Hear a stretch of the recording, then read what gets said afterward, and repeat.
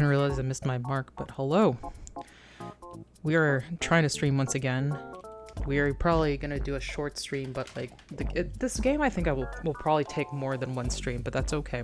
We're playing Arcade Spirits today, which is a visual novel. I'm tired, dog. But yeah, it's been a while since we've done a visual novel.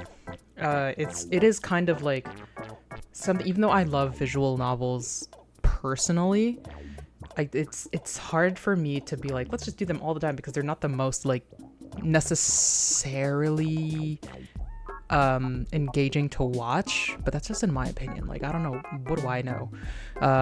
But in general, I do try to like push the genres, like split them up into this and that and whatever. So yeah, we've got to come around to this at some point again, because I also have a lot of them. I have a lot of them because I like them, but like, yeah. But anyway, this one's called Arcade Spirits, which I feel like I've heard of before. I don't know anything about it though. I've never played it before, obviously. Actually, no. I play games that I have played before on the stream every now and again.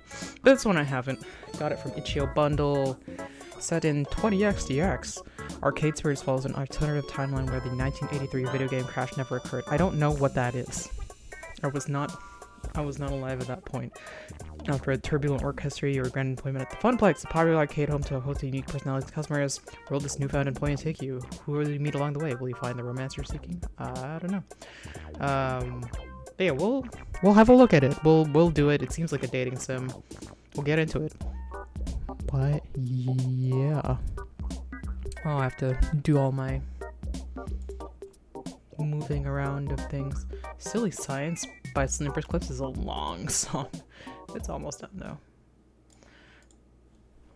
Let us move everything back and there. And I need all of this. Let's actually turn some of this shit down. Voice volume. Hey, listen. Let's turn the sound down a little bit and the music down a little more. Hey, listen. Yeah, let's do like that. I think that's a good level of volume. But let's go return. And then I can put this over here. Now that's not just menu-y. Yeah, it looks. It just looks. You know, it definitely has a feel like it's an indie game for sure, but it has that kind of charm to it. You know. So let's see. Start load press prizes. Prizes. Oh, so this is just like all the unlocked artwork, little switches. Oh, this is interesting. I don't really. I guess I would have to have context for what these mean before I like actually engage them while I play. I don't know if there's supposed to be a specific kind of like code to put in for whatever. But let's just start. It's a visual novel with like multiple endings clearly, so obviously the first one we just have to do fucking whatever. Database system online. New profile detected. Analyzing. New profile 23771. Economic bracket lower middle. Employment category bleak. Current emotional health rating low. Lower middle is nice for what I got going on. Ideal candidate for premium level assistance. Proceed. Negative. Premium level assistance re-requested. Proceed. Negative. Pretty please. Negative. Overriding denial of assistance. Establishing premium services for profile 237771. Justification. Hope. Hope should be rewarded. Spirit must be restored. Now compiling personal metadata. I have no idea what any of this means. Oh, cool.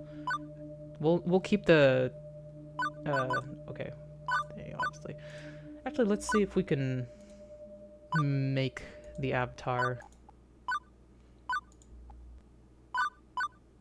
We'll keep it arcader just because that's funny. Yeah. Can we actually make me purple? No. So we're gonna leave that the way it was. We can make the hair purple though. Eye color. What is my eye colors are red here. Clothing color. What is exactly? I mean, we're already wearing a hoodie. I'm wearing the exact same thing we're wearing now. Might as well. Yeah.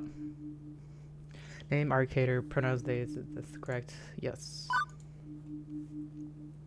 Premium level assistance for profile 23771, Ari Cater, has been activated. For the sake of their hopes and dreams. Oh, I thought it was going to go on after that. Following is a work of fiction, all references to trademark classic arcade games shall be used under nominative fair use and should not be considered endorsements by the publishers or creators. Yeah, yeah.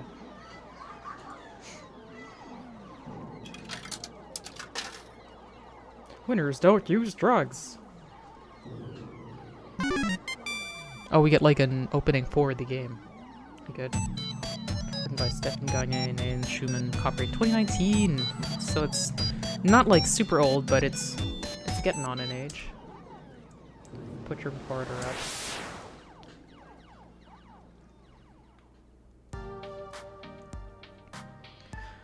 It's the future year 20XDX, dark era in which mankind has pushed to the brink of a catastrophe. Tell me something I don't know.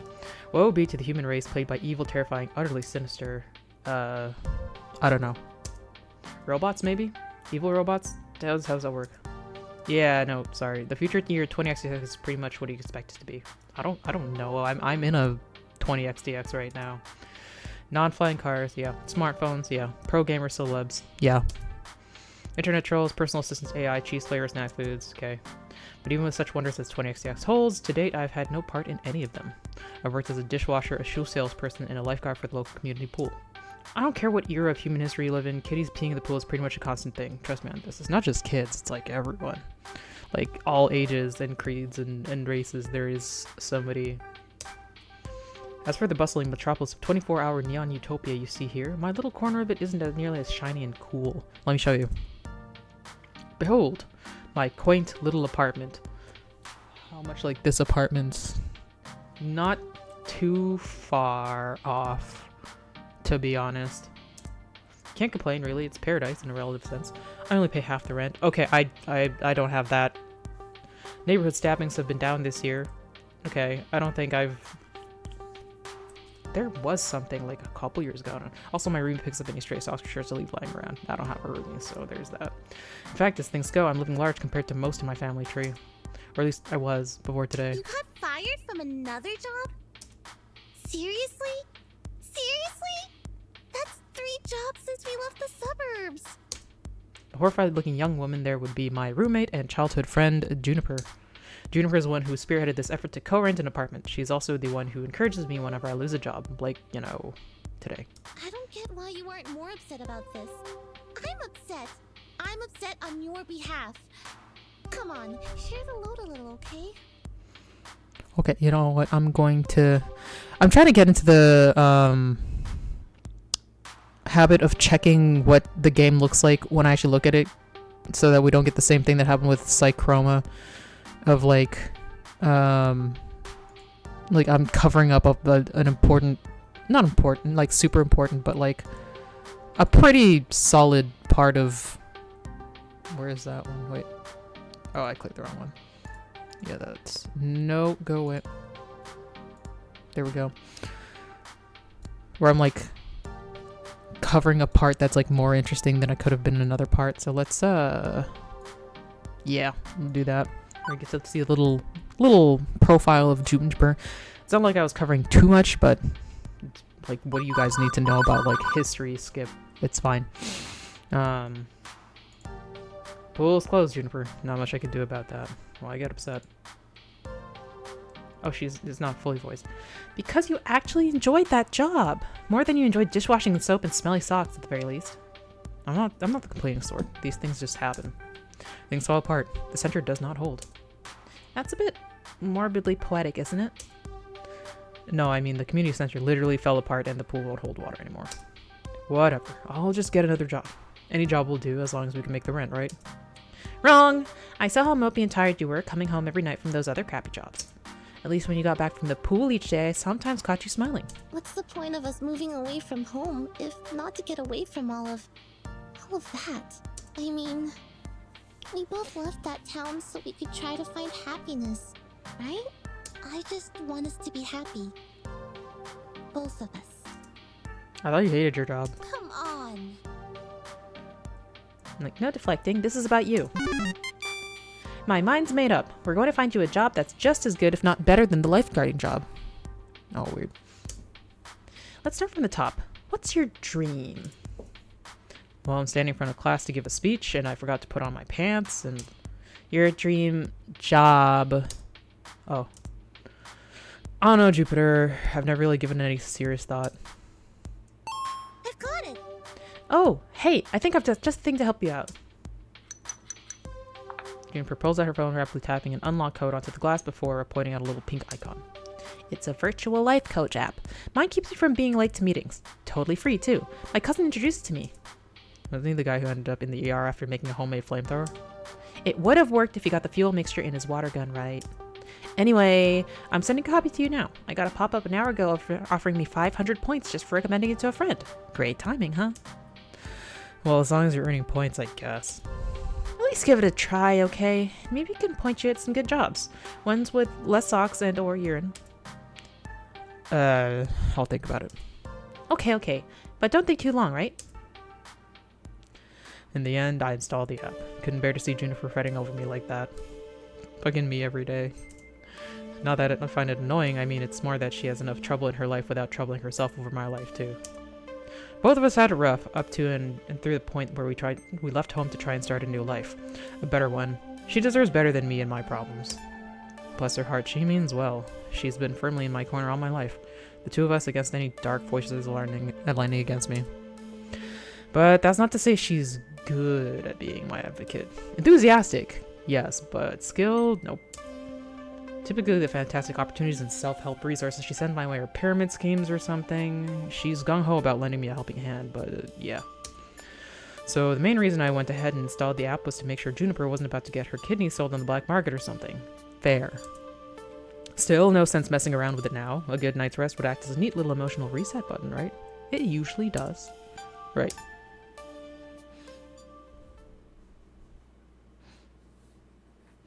No dreams, no nightmares, just 8 hours of sweet, sweet black.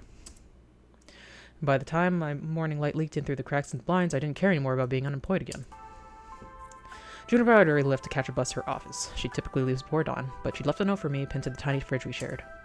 Remember, download app, find dream job, make money, sort your life out. I believe in you. So, moment of truth. Do I trust in Juniper's weird little app, or just go find some job that pays well enough to cover the bills? Oh, okay. Let's give the weird little app a shot. Figuring the very least my Miracle app could possibly help me find a job, I load up, tap the icon, and... Hello! Oh. Huh. That's exactly what I said. I was like, oh. Okay, see, that's what I mean. Anybody else would freak out over a cute girl climbing out of their phone? Me, I went, huh. Also, it's one of those new kind of 3D screens, so, you know, not actually magical realism here. Very normal in the distant future year 20XDX. Thank you for downloading Iris, your personal life coach. This is the ad-supported free version.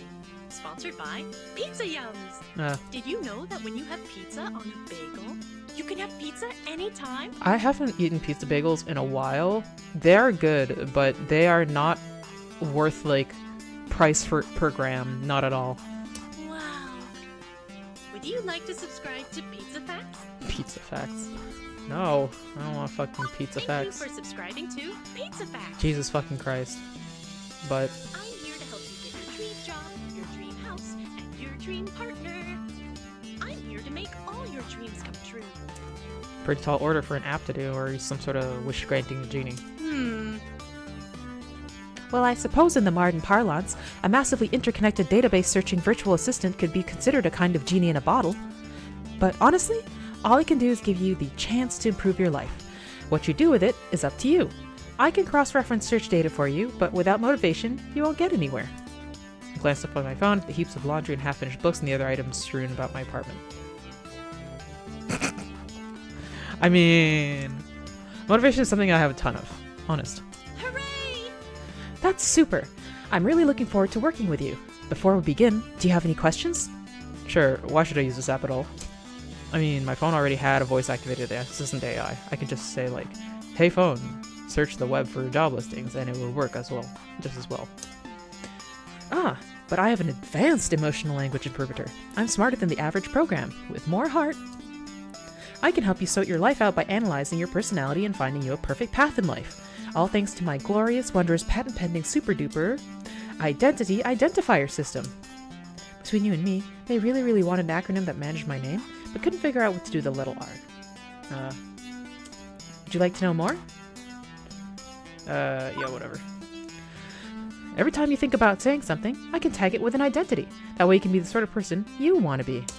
The system allows me to better understand who you are and what you need from life. I do this by analyzing your tone, inflection, and word choice. See, I realize if this was real, I would be like, that's scary and weird. I don't want somebody like telling me what to say and shit and like reading my thoughts, but this is probably just for, you know, me playing this game, really. I can spot 5 different identity identifiers in your responses to people. Quirky, steady, kindly, gutsy, and basically. Oh, so it's just basic, but yeah. Sounds to me like your programs also wanted a bunch of things ending in Y. That's correct. My branding game is on point. Quirky responses use jokes, snarks, and sarcasm to make light of a situation. But to think for picking up someone's spirit, just to think for picking someone's spirits, but a badly timed joke may not win over the room. Steady responses are sincere, honest, and logical. When you stop and think before speaking, you're on steady ground, but that might not take someone's feelings into account. Kindly responses are compassionate and empathetic, and gentle in nature.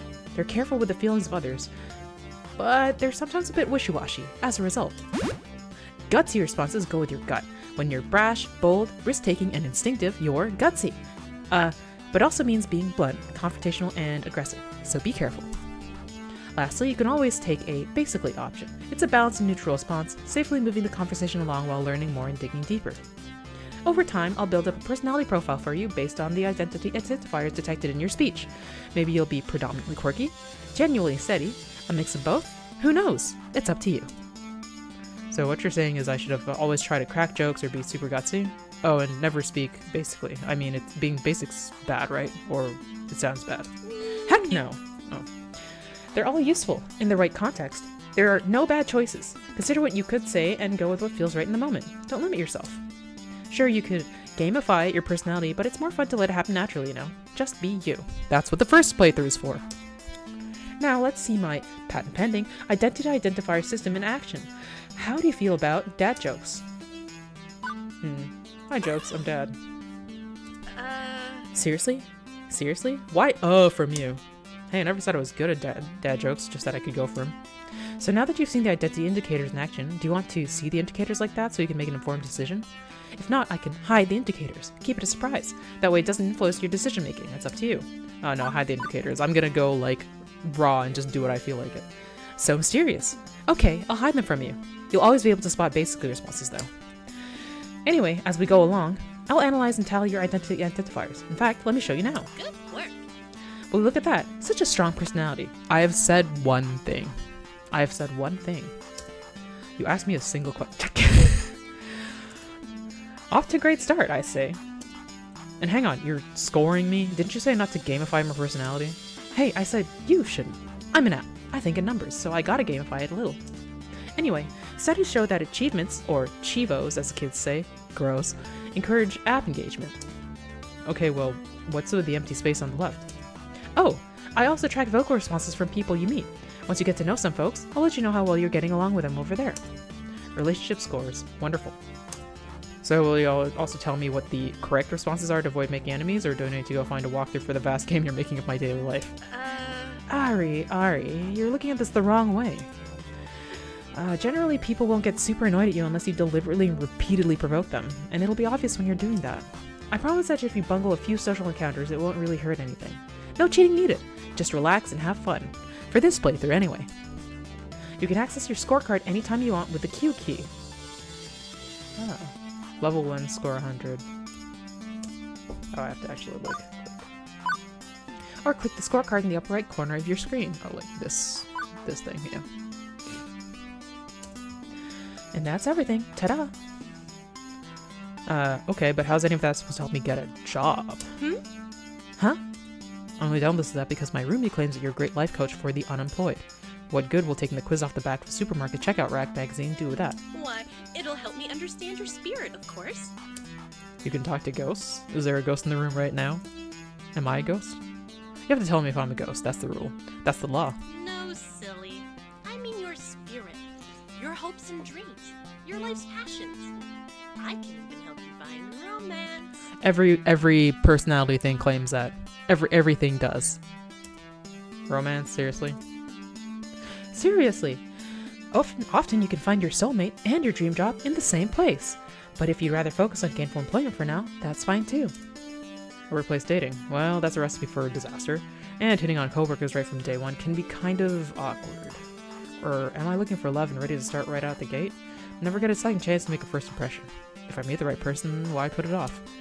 How do I want to handle this new opportunity? Sure, I'm open with the possibility if I meet anyone nice. Let's stay focused and play cool on day one at least. I'm not interested in romance, Iris.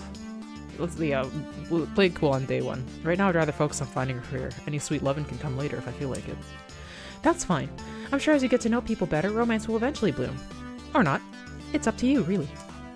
Now let's get started. To finish analyzing your personal history, please authorize me to read your social media feeds and personal information metadata. Ah, classic. Aha! I knew it. This is some kind of scam. I'm gonna wake up in a bathtub of ice missing a kidney. Sure, I can help you register as an organ donor. Bad command or file name? Or, oh, you were being sarcastic. Sorry, I haven't quite finished analyzing your personality. I couldn't tell. Relax, I won't share your information with any third parties. This is strictly so I can find your dream job. Am I authorized? Another wonderful Juniper recommendation here, just like the 17 self-help books on my shelf. Still, 18 times the charms, right? Yeah, go ahead. Please enjoy this recorded music.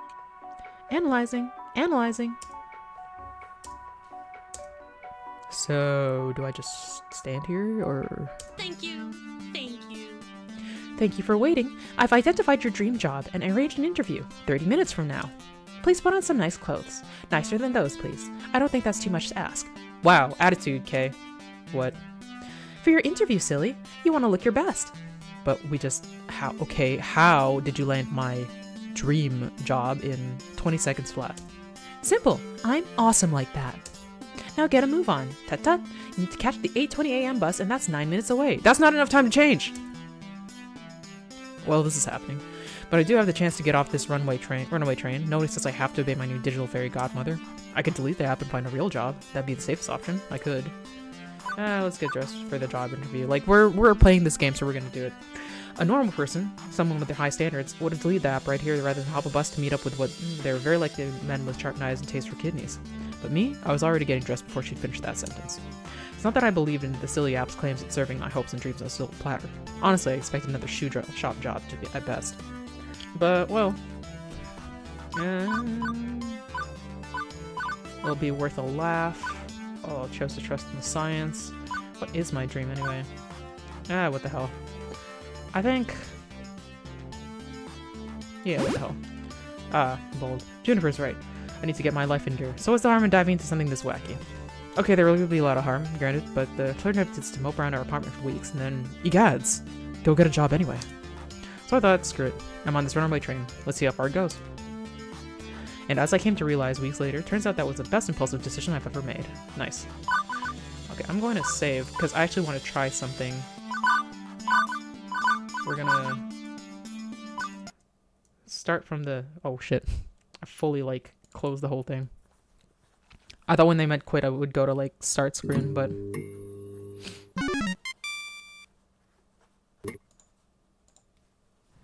okay. Let's just start. And we'll see if we can skip 2 decisions, because I just want to see... let's see if there's a quick save. Oh wait, no, there... if we... there's a low... no, never mind. Let's just skip. We're gonna... this is not gonna be, like... we'll just do the same ones. I actually should have saved this from, like, the beginning. Hold on. Yeah, this is fine. Hair color, we're gonna do the purple. Eye color, we do the red. Actually, let's make it, yeah, a bit more. Clothing color. Yes, that's correct. And let's save it, but we will put it here as being like, this is where we start from, so that we start with the same character every time. Let's return.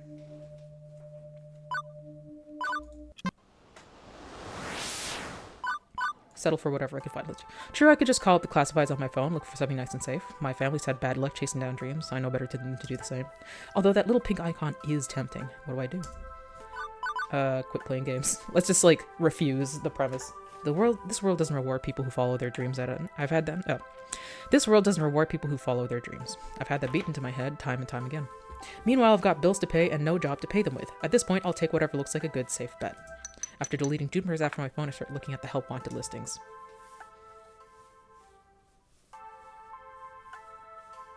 I made the right decision. Eventually, I found an entry-level job in an office not too far from Juniper's. I worked hard day in, day out. 9 to 5, mandatory lunch break, mandatory overtime. Years slid by before I could even blink, my bank account steadily ticking upward. I finally started leading a comfortable, safe little life. Eventually, Juniper left. She'd quit her critical job to become an artist. How silly is that? She'll never have a 401k plan or stock options that way. Ew. Eventually got married, raised with 2 kids, bought a dog. I'm too tired to really play with them, but not really do much of anything to raise them, but that's fine. That sounds like it sucks. My hair went gray, my health started dropping, but that's okay. I had insurance to cover it all. Pills to keep me afloat and breathing. I met with Juniper sometime after we parted ways. For some reason, she seemed so sad to see me like this. I'm not sure why. I'm a success. This is what I wanted. I did the right thing. I took the safe bet. I broke the family curse. I sacrificed every dream I had, yes, but at least I can die knowing I succeeded in life by every metric society demanded. I'm a winner. Everything is fine. And we get to see no art or no anything. Game over. You lived the good. Like, this is fine. I am a fan of when things like this have, like, a nothing ending. Like, Yuppie Cycle also had this, where it's like, you just leave and then you don't have to deal with any of that shit. Home arcade system documentary will end current game. I will deal with that later. You're a winner! Yay! We've done it! Hurrah! Okay, well, we'll go back and load. Yeah. Funplex. Boring clothing store, delightfully done. Dull. Loan office. Pengy barbershop. Law offices of Smith Johnson Attorney at Law. Wub sub. Whole story. The bus drops me off, oddly enough, not very far from Juniper's office building. And so we're like in the same block that we would have been at no matter what, which is weird. Although my destination isn't nearly as upscale as that. This is, well, it's strip mall. Strip malls are relics of 19xdx, and places where a random assortment of weird little businesses jam as many of themselves in as tight of a space as possible. You could have said like 1998, you know, that wouldn't be wrong. Like, if we're in year 20xdx, like, you can pick any like 19 whatever year and it doesn't invalidate when we are. For instance, I'm seeing a dentist, a used bookstore called The Whole Story, an arcade, and fast food joint, and a boarded up health spa once called Lattes and Enemas, which sounds, Hey! Listen! What do you think? I think that's 2 things no human being should ever combine. No, I mean about your future place of work.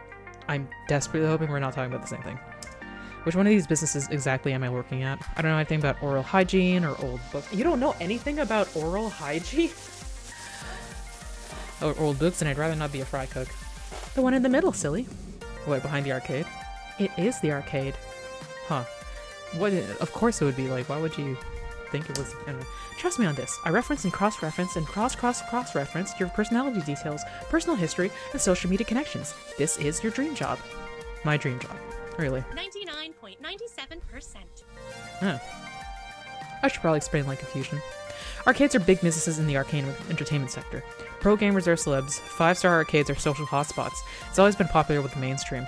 I like how this is from a year where arcades were really going down, but they're actually kind of coming back up now, so this is still a thing that you can do. But, well, restaurants are popular too, right? And for everybody who opens one, hoping to be the next Iron Chef, a dozen more shut down in failure. Arcade competition is fierce. Paydays range from peanuts to gold, and sure, those who make it can secure fame and fortune, but those who don't, well, no wonder Iris sees this as a dream job. Video games weren't always this popular, though. I read an interesting article about it once. Back in the year 1980-something, We narrowly avoided a serious industry crash, which would have left video games as kids' toy fad like hula hoops, no mainstream acceptance. For instance, one of the factors would have been a terrible game based on a kids' movie about a cute alien visitor who wanted to phone home. Yeah, the fucking E.T. game. If this game was complete poop butts, like poop from a butt, who wrote this? And massively overproduced, it'd ruined video games for years. Fortunately, cooler heads prevailed and that game was delayed until it could be developed properly and the crash was averted. The crisis only exists in theory now. Wow. Sometimes I wonder what it'd be like for people in the darkest timeline where everything went wrong. Are gamers considered nerds and outcasts? Are arcades vanishing points of nostalgia? Like, not anymore. The mind boggles. But make no mistake, as popular as they are, the arcade industry is a dodgy, risky prospect for a job. Plenty make a run at it, and don't always come up short. Considering Iris was tasked with getting me a job I'd enjoy and could keep for more than 3 months, this left me a bit confused. Iris, this isn't me saying no. It's an interesting prospect, but... I mean, are you sure about this? You say you're 99% sure. 99.97%. Won't this be like my lifeguard job, though? Satisfying but short-lived? This arcade doesn't exactly look like a 5-star. It's no Deco's Palace, that's for sure. And to be perfectly honest, I haven't set foot inside an arcade in, 15 years. Huh. I remember really enjoying arcades when I was a kid. I wonder why I stopped going to them. Iris interrupts that thought, eager to show off her homework. My sources say yes. Trust me, when I said I was 99.97% sure, I meant it. That's not some arbitrary number. I'm designed to be a bit silly and whimsical, but my math is deadly serious. My coders are made me to be the warm personable front to a database array that's currently laser targeted on getting you exactly what you need. Right here, right now. And when this place inevitably collapses and I lose my dream job, what makes you think that's gonna happen? Because it does. It always does. I don't think your database accounts for my family curse. We've always had to, I don't know, compromise, settle, because things rarely work out. You always have to be ready for the worst. That's why I take things in stride these days. Does that mean you shouldn't even try? I open my mouth to protest, and then close it. As often as my life tends to crumble out from under me, it's not like she was wrong. I still had to try. I mean, what the hell? Why not? Buy the ticket, take the ride. That's what I told myself when I walked out the door this morning, wasn't it? No matter how risky, I owed it to myself to jump in with both feet. And when all came crashing down, well, I'd recovered before. I'd recover again. Meanwhile, may as well take the opportunity in front of me. So I opted to push on those doors and see what waited for me on the other side.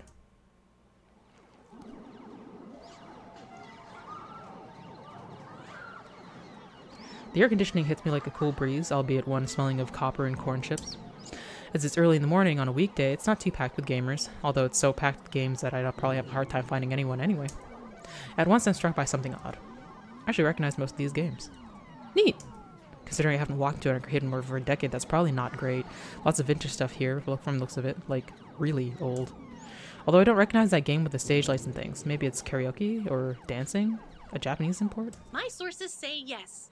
Checking. That would be Showtime Stage, a collaboration of Nihon, a heavy industry concern, and Hubris Records in Germany. It's won a lot of awards.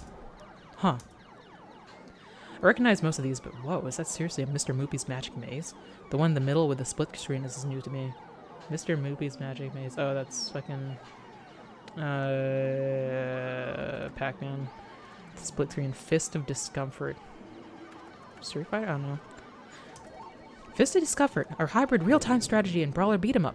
It's actually not that new. It's been a staple of the esports scene for the last 8 years. Two genres I was utterly lousy at the last time I checked. And over here is an old lady. Sorry ma'am, I was just talking to myself and had an overwhelming urge to complete my sentences. Thankfully, I don't think she even registered me calling her old. She looks up from her knitting and seated behind the ticket prize redemption desk and offers a wrinkly smile. Well, hello there. Always nice to meet someone new in the Funplex. The what? Francine's Arcade Funplex. Didn't you see the sign out front, dear? Well, I chose to knock off the first 2 words when they got knocked off the building during the storm of 1980. Now it's just the Funplex, I suppose. So, how can I help you, dear? The sensor noise, like the swear sensor noise for that is like an interesting choice for that. I would have done something like, I kind of like when I don't remember what game it was or anything, when they just obfuscated with some kind of like record scratch or something. I don't know. A Funplex that when you sleep like the clown. A genie on my phone set up a job interview for me. You've been in business for... Hold on. Where is... What did she ask me? No, suppose. How can I help you, dear? Okay. You've been in this business for how many years? A genie in my phone. I don't know what I want to say. Like, this seems kind of like it, but, like, I'm also curious about... You've been in business for fucking how long? So this is like a joke, probably. Yeah. It's just like calling it a genie in your phone just is a little bit whimsical, so I'm like, I'm not sure about that. Yeah. The storm of 1980 something. I wasn't technically alive for that, but I heard it was pretty awful. Oh, we've endured many a nor'easter around these parts. You'll get used to it. My little arcade stood the test of time and weathered all elements. So not technically alive kind of makes it sound like Ari was born in, like, early 1990. So, like, maybe, like, saying not technically alive is, like, maybe they were, like, incubating still. But I don't know. That means they're, like, 35 in today's year, but, like... We don't know when 20XD whatever is. It actually could have been earlier. I don't know. We've actually been around since 1970 blank. Back when the games were in black and white and pinball was all the rage. Oh, how times change. That long? But I thought the arcade business was high risk. Not when you hire good people with love in their hearts. Actually, are you here looking for work, perchance? I am currently classified as job seeking, yes.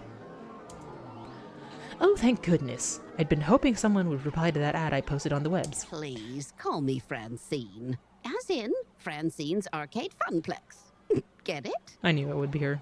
Actually, thinking about it, I suppose we were originally Frederick's Arcade Funplex, named after my dear, departed husband. Sadly, he died peacefully in bed some years ago.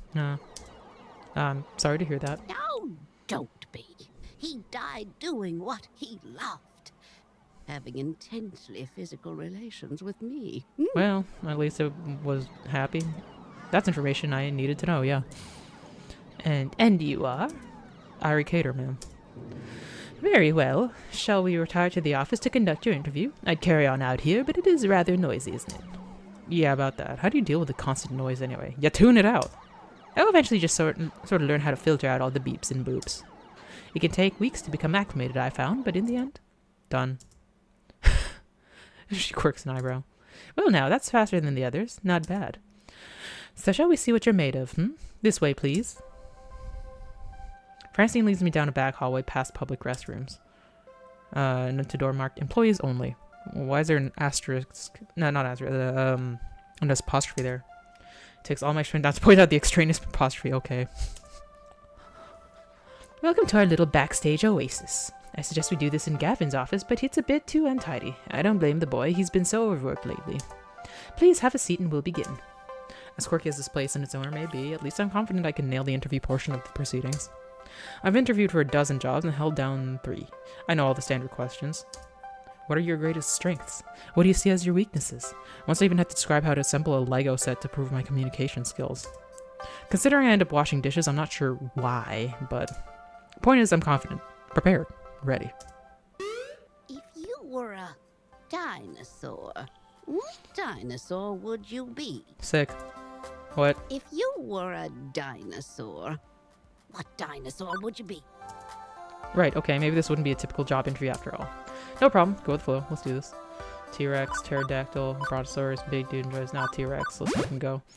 Tyrannosaurus Rex, mightiest of the mighty, be able to eat Lars in one bite. Always a big bad in old-timey stop-motion monster movies. So you're self-conscious about your tiny little arms. No. I didn't even think about that. It's okay there, they're nothing to be ashamed of. What's your favorite snack? Snack? If this was a favorite food question, I'd have this down easy. It's tacos. Always tacos. But snacks. When you have pizza on a bagel... It's pizza bagels. Say pizza bagels. When pizza's on a bagel, you can have... Hush you. Come now, dear. I don't have all day. Did you give me a good thought? How could fit my favorite snack? Tacos are also my favorite snack. Tasty apple, almond butter. None of these. I wouldn't call tacos a snack. You like, well, okay, if you have one taco, maybe that's a snack. Tasty apple with almond butter, no. Whatever munchies look in the back of the, I'm not picky, really. Whatever calls to me the most is what I choose, whether it's flaming hot Cheetos or gummy bears. Very interesting. I see you go with the flow. A team player. It's kind of my thing. Do you know what they say? You know what they say. You are what you eat. Next question. Nothing I prepared for has helped me plan for this odd interview. I brace myself for the next one. What assets can you bring to the team during the inevitable zombie apocalypse? Is this interview for real or is this a dream? As I look into Francie's deadpan expression, I know she's 130% serious.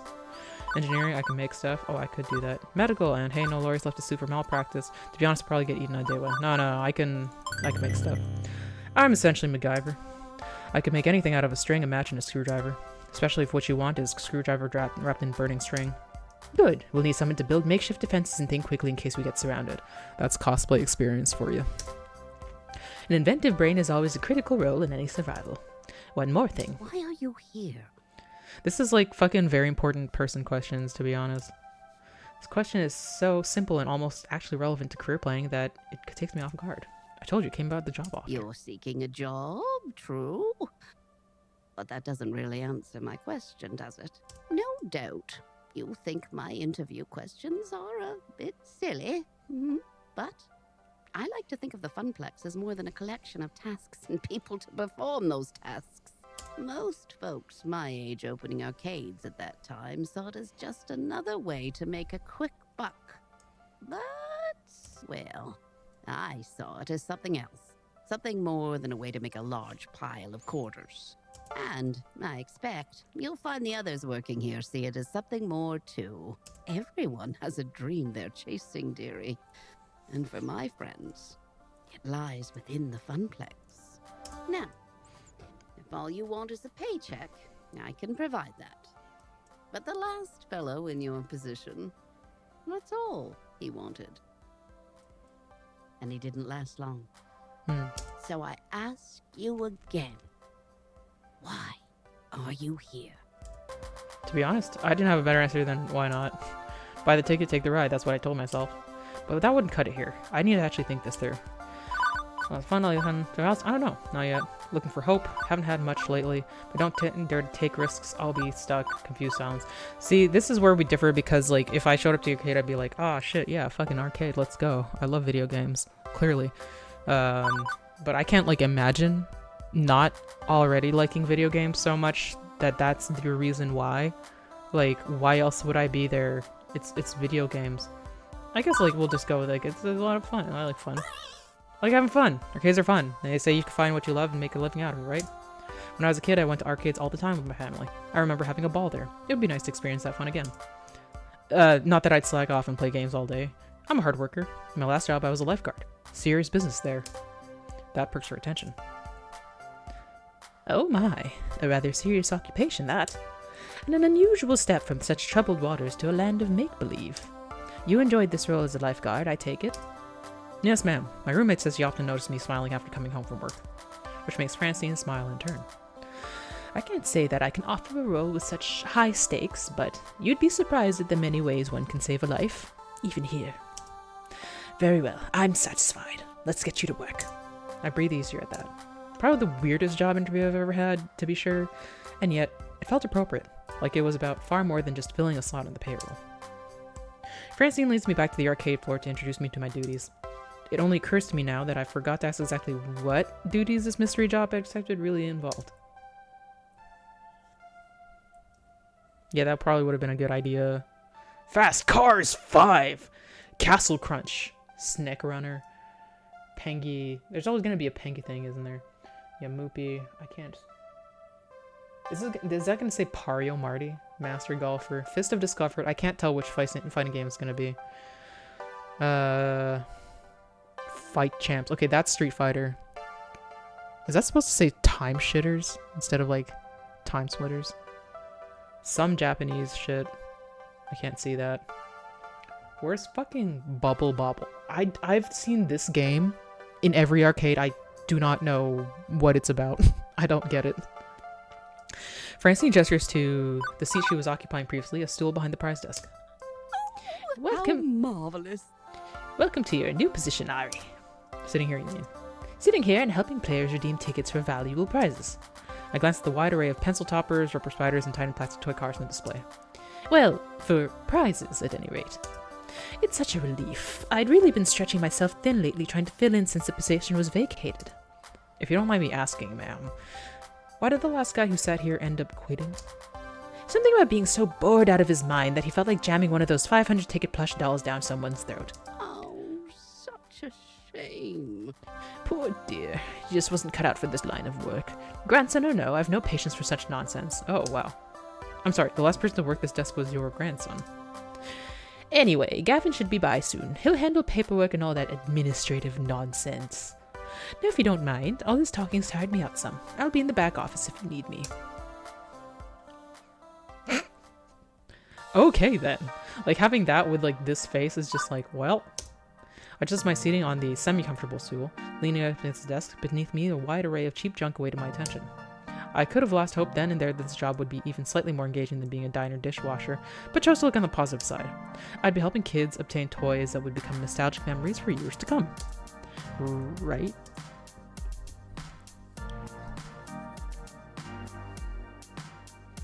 Any minute now.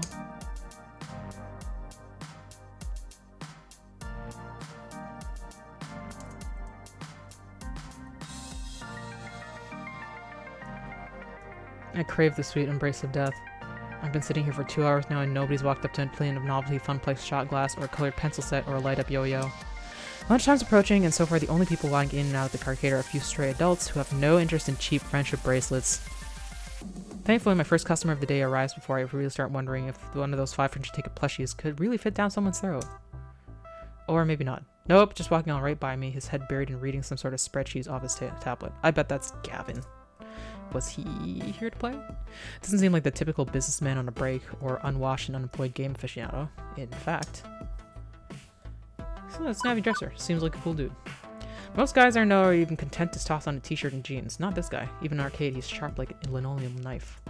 In fact, that rather pointed look he's offering me after doubling back is rather linoleum knifey too. Hold on a minute. Who are you exactly? What are you doing behind that desk? Where's Francine? I am Francine. I've had some work done. Pleased to meet you. I'm Ari. Hello, I'm Ari Cater, your new hire. I'm looking forward to working with you. He relaxes somewhat on hearing that. Somewhat. Good to hear. It's about time. I was wondering how long she'd have to work the desk. She's got gusto for an octogenarian and loves working the floor, but sitting here all day handing out toys and dealing with problems wears her down. So she explained the job to you, gave you the papers to sign. She said Gavin would handle that stuff. With a sigh, he rubs his forehead, feeling a headache coming on. I bet you're Gavin. For sure. That would be me. I'm Gavin Cooper. I'm the business manager here at the Funplex. I make sure you manage to keep having a business, rather than a pile of rapidly collapsing fiscal mistakes. Right, so as you've no doubt guessed, you'll be exchanging tickets for prizes, but that's the least part of your job. There's more to it than that. You're the floor attendant. You tend to the floor. What, the carpets? Seriously? The floor. The arcade, the games, the patrons. You're the one running around putting out fires and sorting out problems. Technically, you're our second floor attendant. Ashley will be in later. But we need two. One to roam and one to operate the desk. I do it myself, but I'm typically busy in the back office making sure the whole thing doesn't fall to bankruptcy. That's why Francine loved filling in. She's a people person. She loves helping out in a pinch. I am not a people person, as you've likely gathered. That's not to say you're alone out here. I'm in your corner at least. If things go south, you can tap me for advice on what to do. You got a phone? Of course. Gavin quickly passes me his business card. He apparently has stacked them at the ready in his pocket. Go figure. His phone number's listed at the bottom. I mean, that's what you do when you have business cards. Spitefire. Not contributing to the moon project. He's gone in the back gooning for sure. What moon project? What's going on? I haven't heard any moon project. Hi, Spitefire. You ever worked a high-pressure customer service job before? Shoe sales. Smelly socks. You have no idea. Right, well, you know how to keep your head when a customer doesn't, I hope. But anything goes sideways, you text me. I'm not around. You text Ashley or Naomi. In that order. So it's Gavin, Ashley, or Naomi. I guess it'll be obvious when we meet all of them. Who and who? You'll meet them soon enough. I think not. Above all, do not bug Francine. She's practically retired. Let her enjoy that retirement in peace. Understood. Stress feeds me, making strong. This is my first pony ride. You can rely on me. It's not my first explosive ordnance test. I've worked in a retail and food service, and I've worked as a lifeguard at a pool. Managing stress in difficult situations, even life or death ones, is something I've got experience in. You can rely on me. Gavin nods approvingly. Oh, okay, so we get like little approval points. Indeed. Indeed. Good. I like to hear that. If you can handle yourself and exercise good judgment, you'll last a hell of a lot longer than the last guy who sat there. If you stay clear and honest with me, do your work, do it well, we'll get along swimmingly. I have enough problems keeping this magical arc of hopes and wishes afloat. Please, don't add to my problems. Magical arcs of hopes and wishes. Magical arc of what now? Gavin sighs again with a stress release gesture, but his expression softens somewhat afterwards. I take it Francine told you her theory, that this is more than just a job, more than just an arcade. That's my understanding. I'm not into dressing up words. I like to speak plain. If I'm curt, then that's because optimization is a factor of my job. Everybody working here wants to work here. This is where they belong, for one reason or another. I'm guessing the voiced lines are voiced because they're like constant no matter what you choose, and the ones that aren't are like based on what I said. Me? I love chaos.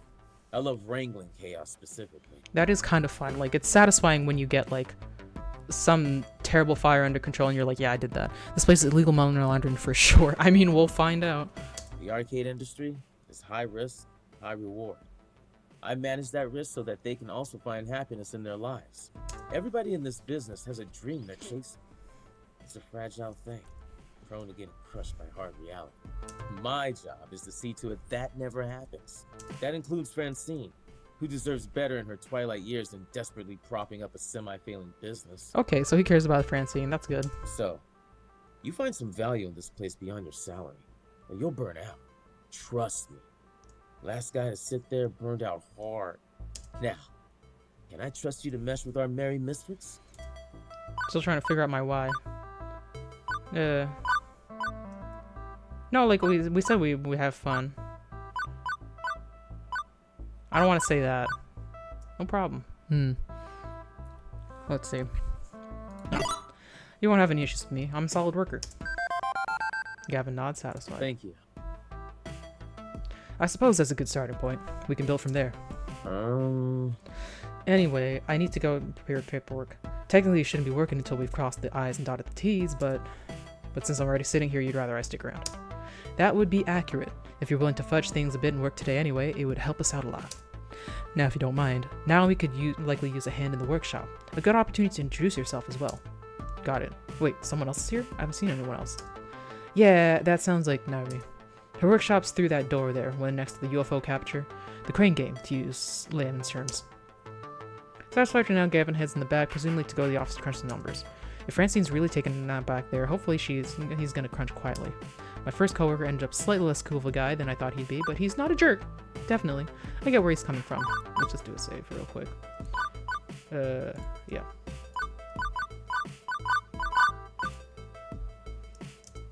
Plus, I've known really blunt people before. It's easy to mistake them for jerks, especially at first glance.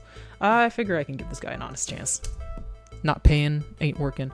I mean, I assume they're gonna pay me, because, like, why, you know. Anyway, I should meet my next coworker, this Naomi that he mentioned.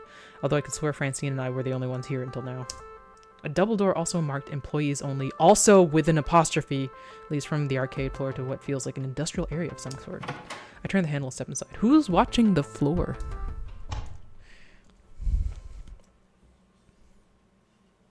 Alright. Okay, this is like the fixins. In a fun little room tucked away between the back offices and the Funplex front, I find what is very likely this Naomi, spoken of only in myth and legend.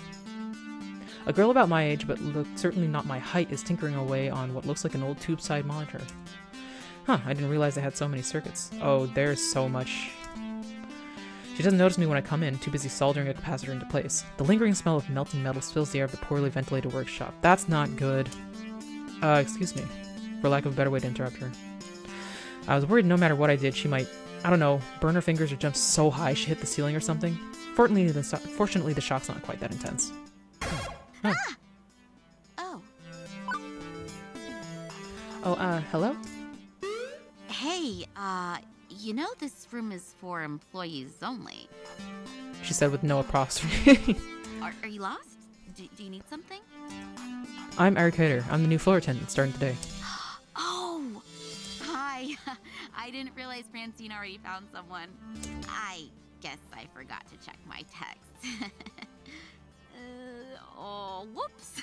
I mean, well, it literally did just start today, but then again, we were sitting around for like 2 fucking hours, so... She spares a glance at her phone on the nearby workbench where a huge stack of green notification messages lie in wait.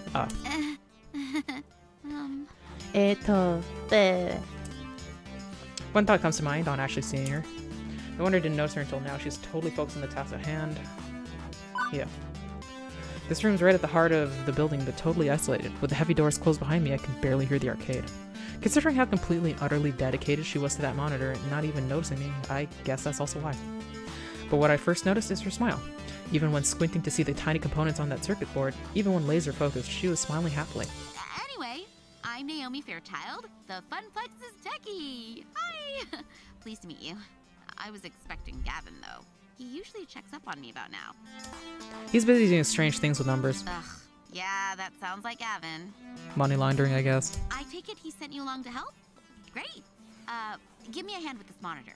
It's really heavy, and I'm still paranoid about dropping it after what happened last time. Really? What happened last time? Oh, well, I dropped it. No shit, Ari. Oh, right. She helps me lift the large cathode ray tubes, sliding the heavy metal framework into place with the exposed guts of the nearby arcade cabinet. Once done, she starts hooking wires back up to other wires. There's a surprising number of green circuit boards in that largely hollow wooden shell.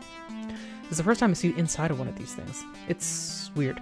Lots of empty space, a couple large slabs of circuits, and that beefy monitor. Why is somebody in there?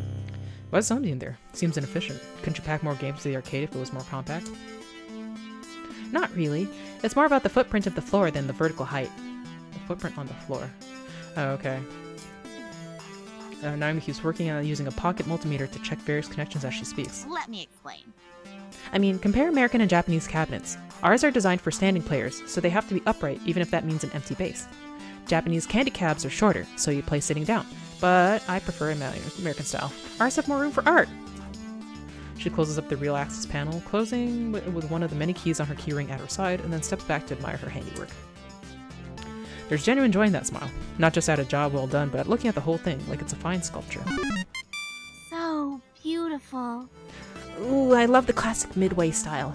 Look at those sharp angles, the side art decals, the bold font on the marquee, the bezel artwork. The what on the what and the what artwork? With a sigh, Naomi points out key features to me. The strip across the top with the game title, that's the marquee. The artwork that wraps around the monitor, that's the bezel. Oh, okay. I mean, you see it too, right? How beautiful and cohesive it all is? Working in harmony to give this game its own unique feel? Its own experience? As for me, well... I agree. I like video games. It's beautiful in its own way. The way she stares lovingly at this... Well, honestly, this box of wooden circuits and vacuum tubes and stuff... I think I understand. It was made to be one whole thing. The art, the style, and of course the game itself. All of it part of the same experience. Everything about this game is the game. If you run it in an emulator or on a game console instead, it's made lesser. I wouldn't say it's made lesser, but it's definitely different. Yeah, I guess I can see it. It's beautiful in its own way. Oh, good! Naomi lights up with joy like a pinball machine, all twinkly and shiny. Woohoo! Finally! So few people that really understand the beauty of a classic arcade game. Having someone I can talk about this stuff is gonna be great. Especially with that jerk Gavin running the numbers. Gavin? What's wrong with Gavin? I don't know. Okay, well, don't get me wrong. I can get along with him, generally. But his whole attitude just... Ooh. Ugh. All he really cares about is money. He keeps the arcade running, yeah, but I just know if he had his way, he'd gut the whole place.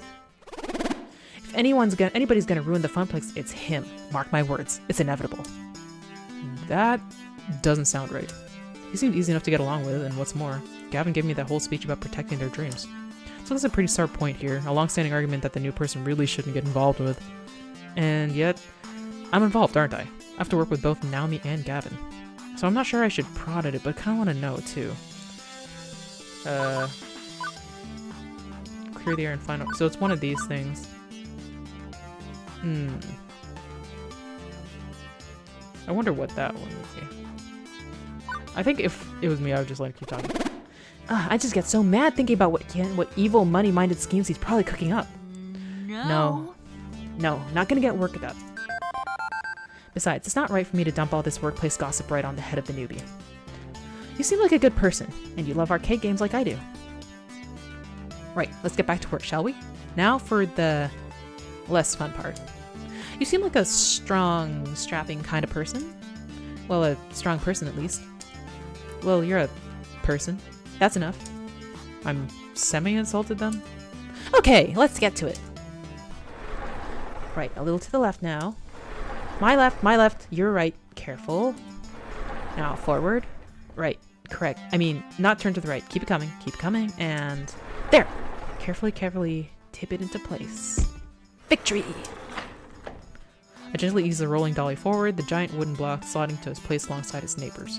The two-wheeled dolly makes it easier, but hardly easy, especially with Naomi fretting over her baby getting scratched or worse, falling over. But with the work done, she's all smiles again. Yeah!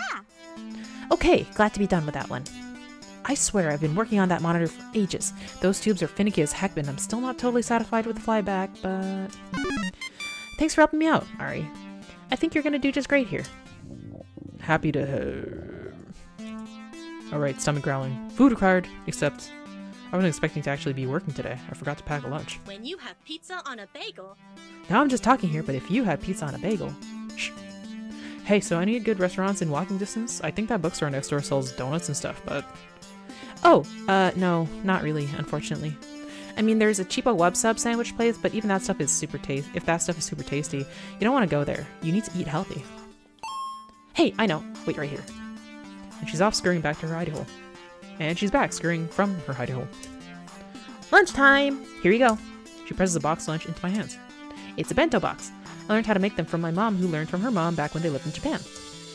Rice and pickles and all sorts of good, healthy things. Wait, you're giving me your lunch? Sure, why not? And yet when I first walked in as a stranger, she looked super uncomfortable with me. That escalated quickly. What'll you have for lunch then? Oh, I could just get some nachos from the vending machine or go to the whole story next door.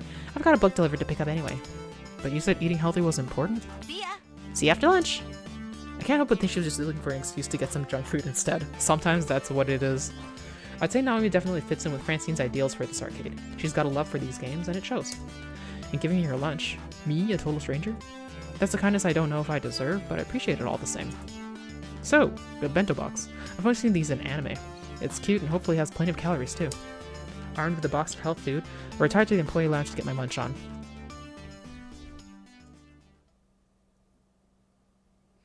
Penguin there, baby. The room where I had my bizarre job interview will suffice for food times, It's not much. A few folding chairs and a kitchenette, but it'll do. That is what most break rooms look like, to be honest. Utterly famished by this point, I have a seat and unpack my lone lunch. What the fuck? Is that Ashley? Incoherent screaming, await death. Coherent screaming. I opened my mouth as wide as I could and let the fear fall from my lips, my mind devoid of any emotion but horror. Whoa, it's fine, everything is gonna be fine. But you're... I'm a real human being, I promise. It's just a costume. Hey, so I'm sorry if I traumatized you. Really? Can we start over, maybe? I nod my head slowly, although that could just be muscle spasms from being in shock. I'm Ashley.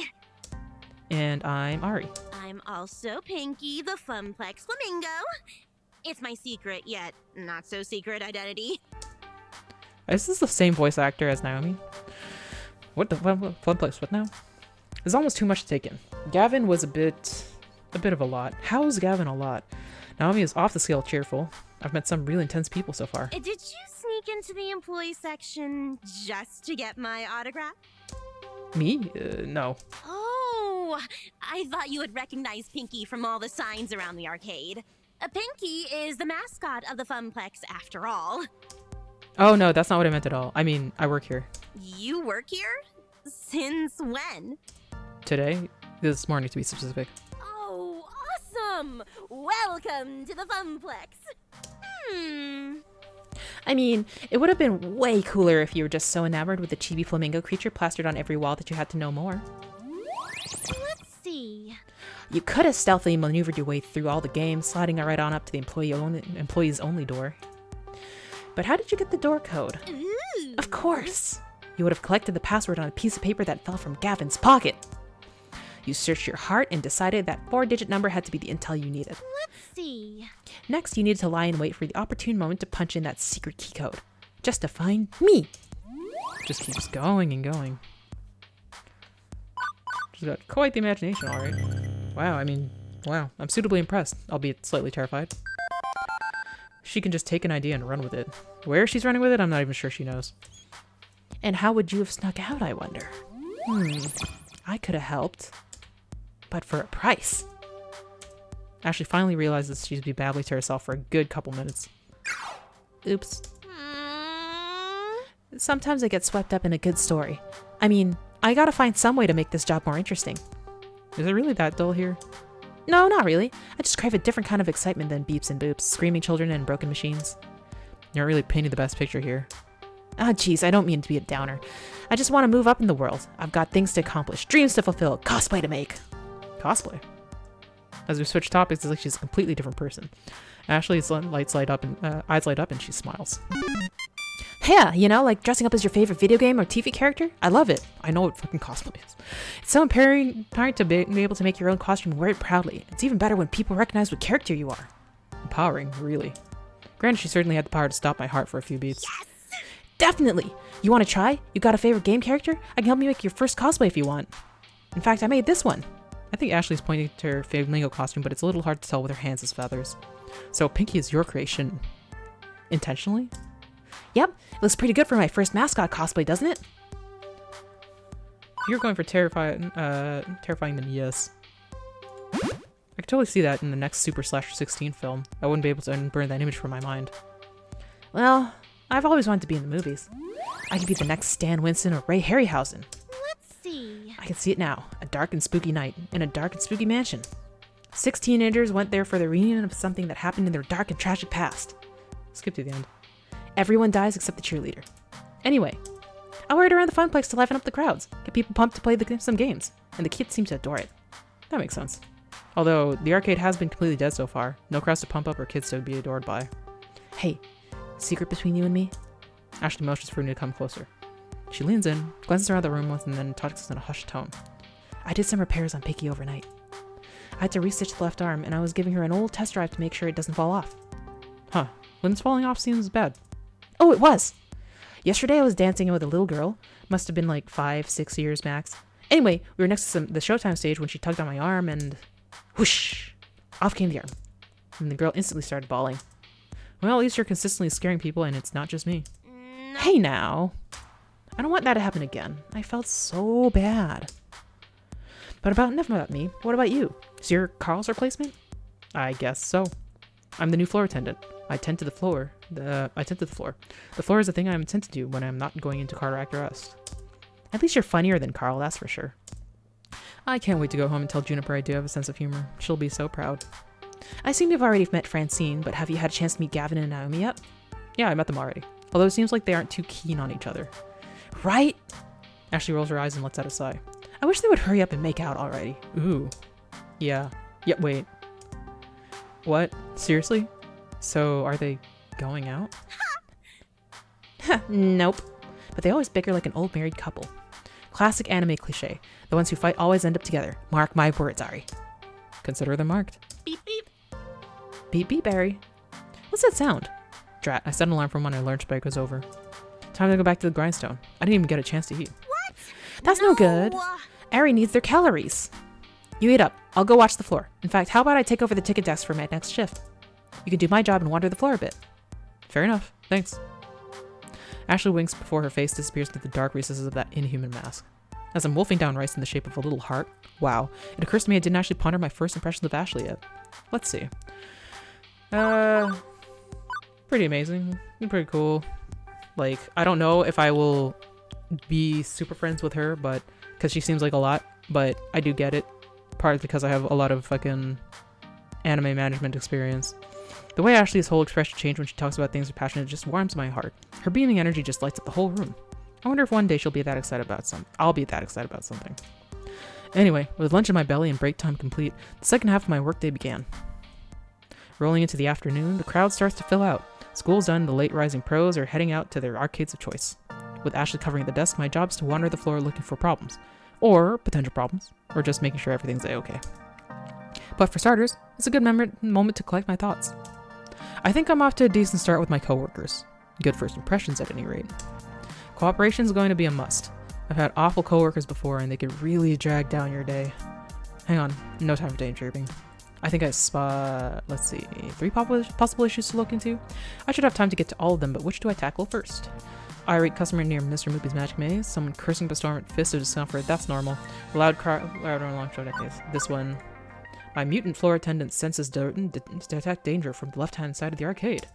I quickly rush all 30 feet to the scene of the crime, already in progress. Come on! Hurry the fuck up and finish your game! Do you work here? I saw you behind the desk earlier. Note to self, ask Gavin for a name tag or something. Yes, I'm Ari, floor attendant. Well, stop attending to the carpets and attend to me! I want this to wrap up this damn game so I can play. Ashley's face is obscured behind her costume's mask, but I can feel her wince as the man curses up a blue streak. Sir, there are children present. Please keep the swearing tone a minimum. You kick this fat piece of shit out of this game, and I'll sing Mary Had a Little Lamb all you want. Figuring out how to hear the fat piece of shit side as of the story before rushing to a judgment, I tap the player on the shoulder. And he doesn't even notice my tapping. So I tap again. Twice. Huh? So there are other players waiting to give Mr. Moopy's Magic Maze a spin. Curiously, the player looks up at the game's marquee, thank you Naomi, which simply reads, Moopy. You know the game's full name? Sure, I played a lot when I was a kid. It's actually called Mr. Moopy's Magic Maze, right? Wizards and pellets and monsters and stuff? Yeah.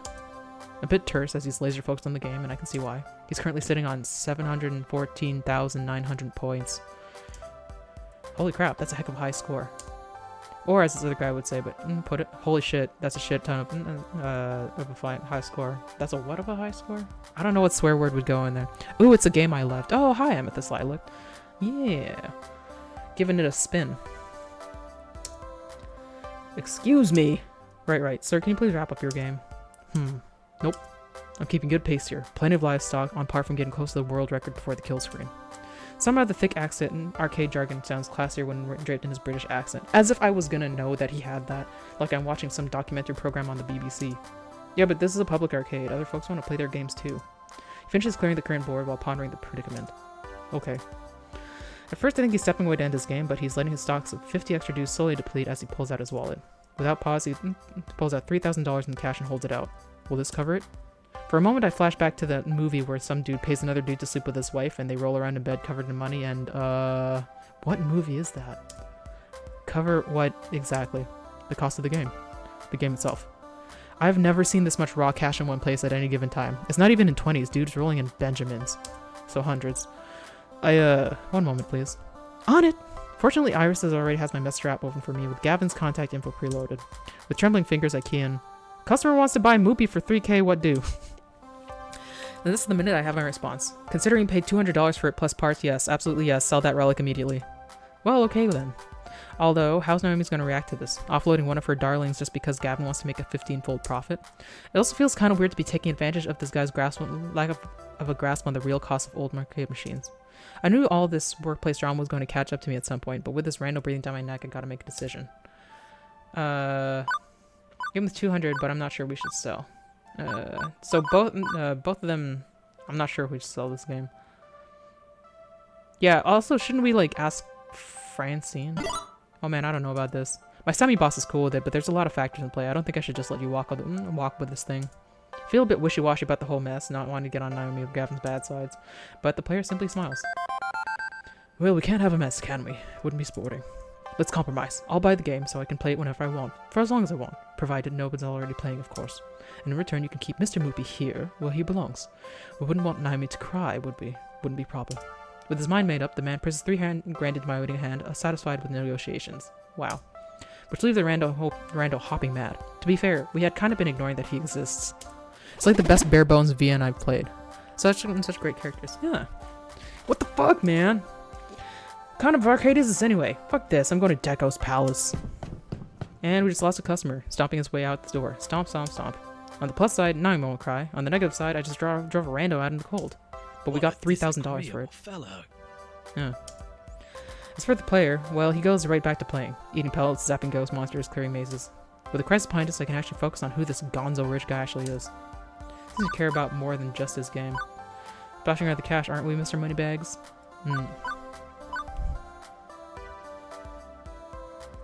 What do you mean seems to care more? Well, you know, yeah, he did have a sense of, like, how other people would feel about it. Take for someone walling around in the lower tax brackets, the rich can do whatever they want, whenever they want. And yet that's not what this guy did. He could have, but he let us keep the game. He just wanted to play. That's all. Why? Because of Naomi.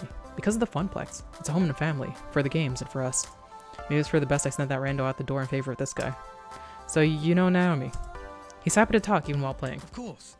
I'm a Funplex regular. My name's Percy. Percy, of course. I'd hazard you're our new floor attendant? I was here when Francine seated you behind the desk earlier. That's me, arcade wrangler. Well then, it's a pleasure to make your acquaintance, and I look forward to getting to know you better.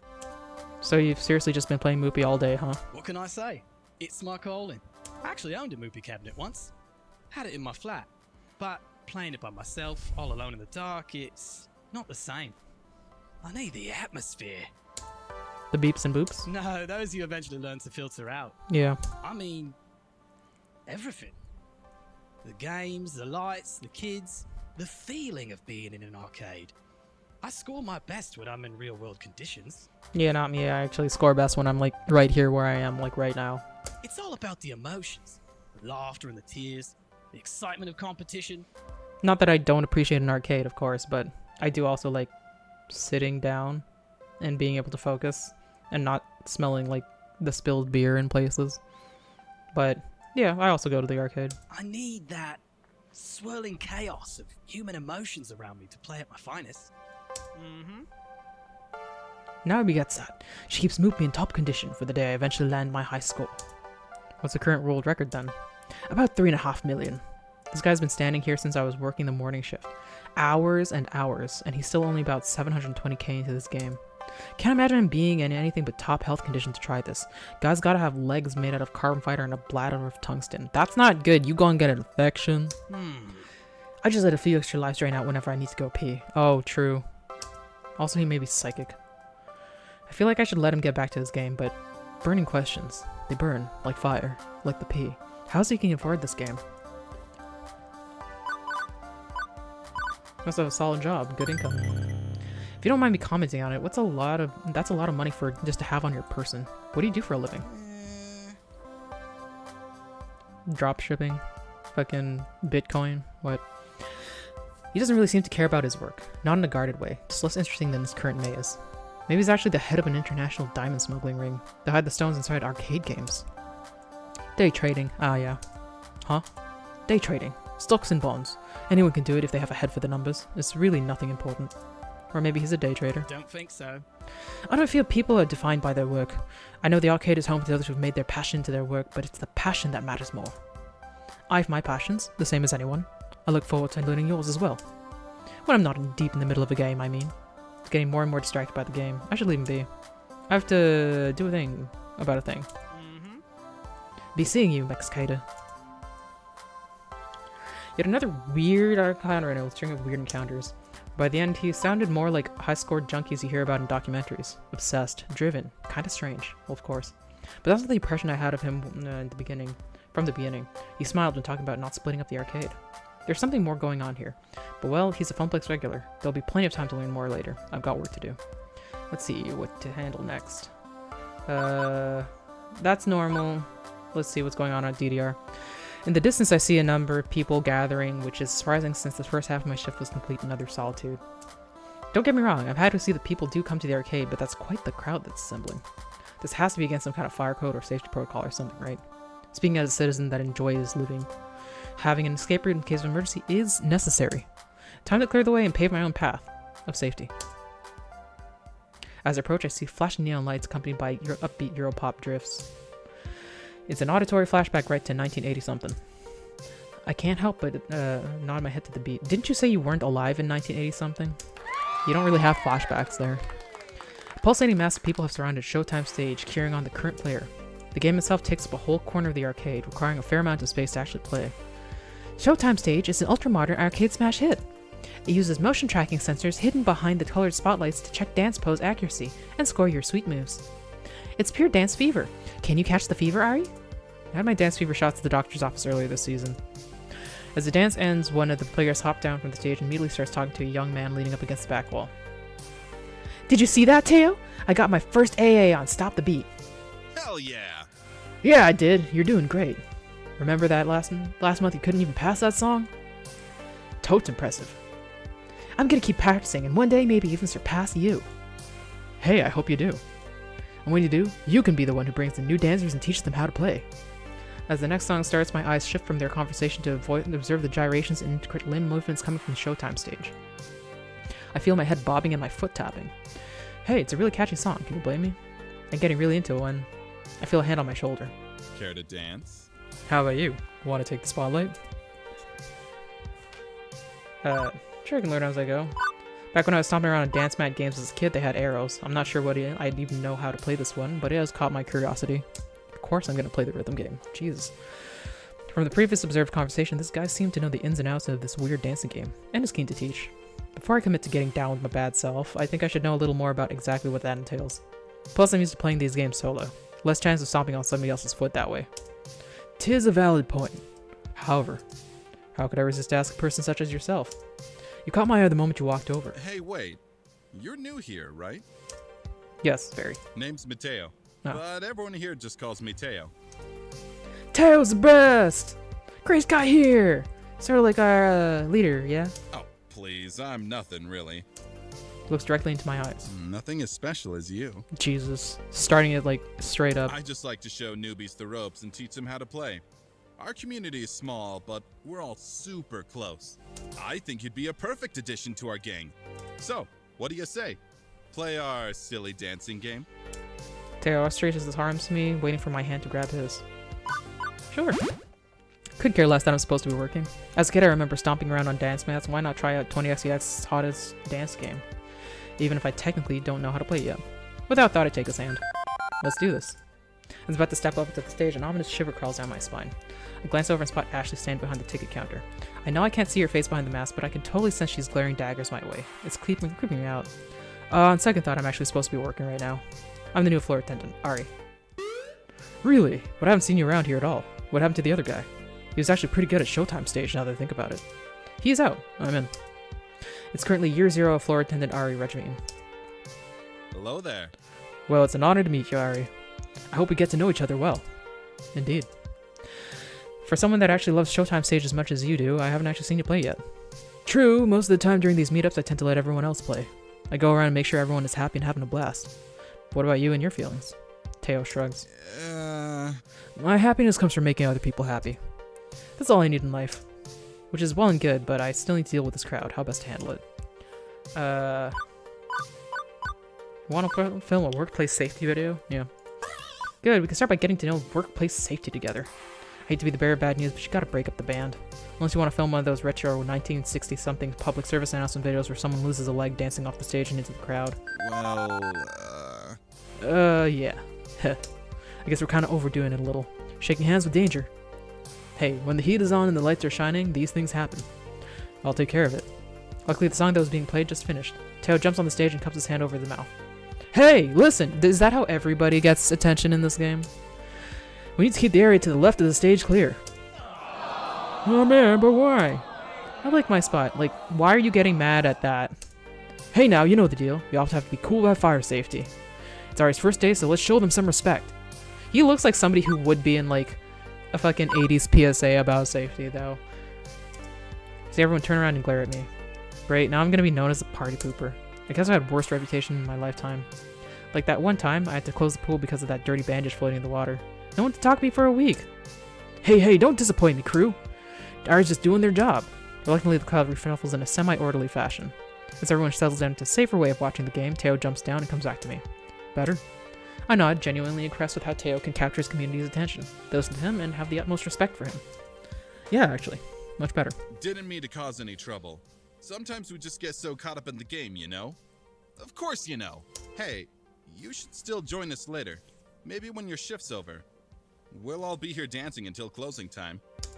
As long as that dancing is within the law, carry on. Officer Ari has spoken. I started to walk away waiting for my next venture when I remembered something I should do. I turned back to Teo. Hey, thanks. No problem. Well, I feel nice and accomplished. I was able to upload the safety of the arcade and make a new friend. So that's pretty good for my first day. Even Gavin's gotta be impressed, right? With that business sorted out, it's time to leave Showtime stage. Let's see, what I handle next. Just that guy, I guess. There's a lot of shouting coming from the center of the arcade where Fist of Discomfort is being played. I remember Iris telling me all about it earlier today while I was bored to death at the ticket desk. Fist of Discomfort, or FOD, is one of the most popular games in the esports circuit. It's been a staple of the scene for over 6 years. One year, Team Wicked Prodigies took on the Unreal and came back to win in the dying seconds of a tiebreaker match to take home a record of $5 million prize pot. That's a lot of moolah. And how? Okay, so how does it work? It's a hybrid of real-time strategy and button mash brawling. Fight your way down to the top and bottom lanes, clearing waves with ninjas to finally top down the enemy dojo. What kind of game is that? But that's the action part. The strategy part involves using special abilities, purchase items, and ninja summons.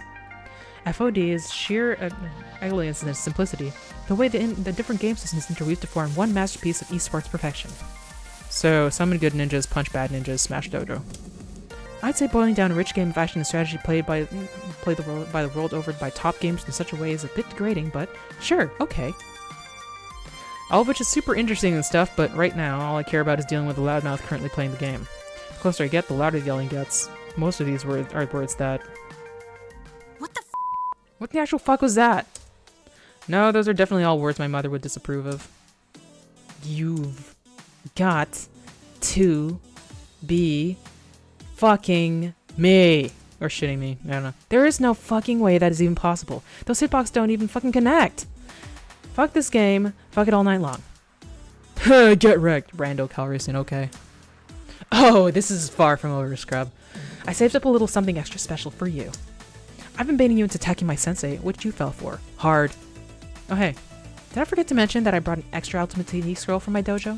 Whoops, my bad. Wait, what? You haven't been farming? How could... XP share technique with creep waves. Take this. 5-fold fucking explosive death claw technique. What? How'd you defeat me? No! Yeah. Oh, GG. No one can defeat me. Queen Bee.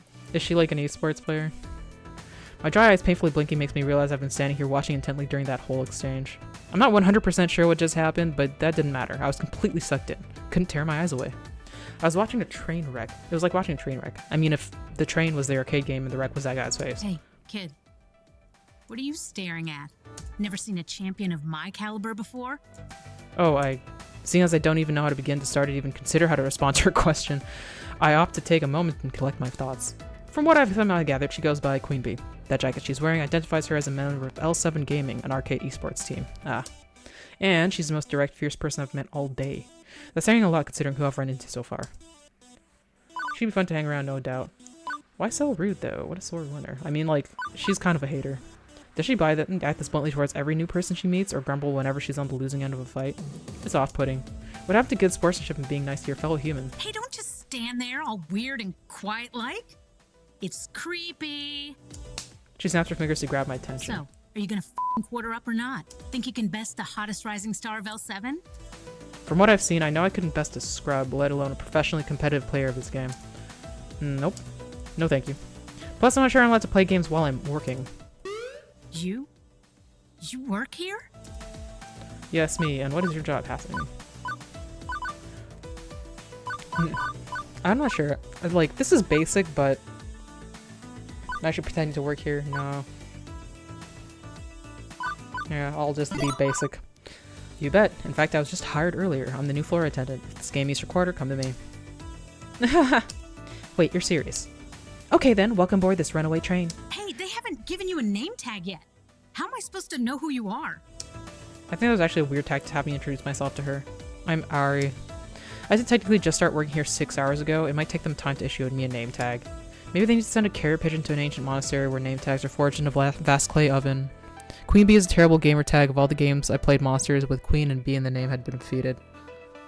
I mean, like, if it's a monster, it's going to be defeated. Like, there's not gonna be like a game where there's a thing where it just doesn't that you can fight and then it just kills you all the time. So yeah, but then I don't know. I feel like it's a common tactic, but it's very like it shows her sort of haughty, boisterous nature. Nah, Gavin's just slacking big time. I'll talk to that silly boy for you. Make sure to get you some proper respect. Okay, to bat for me? Thanks. No problem. We gamers gotta stick together. I'm Queen Bee, by the way.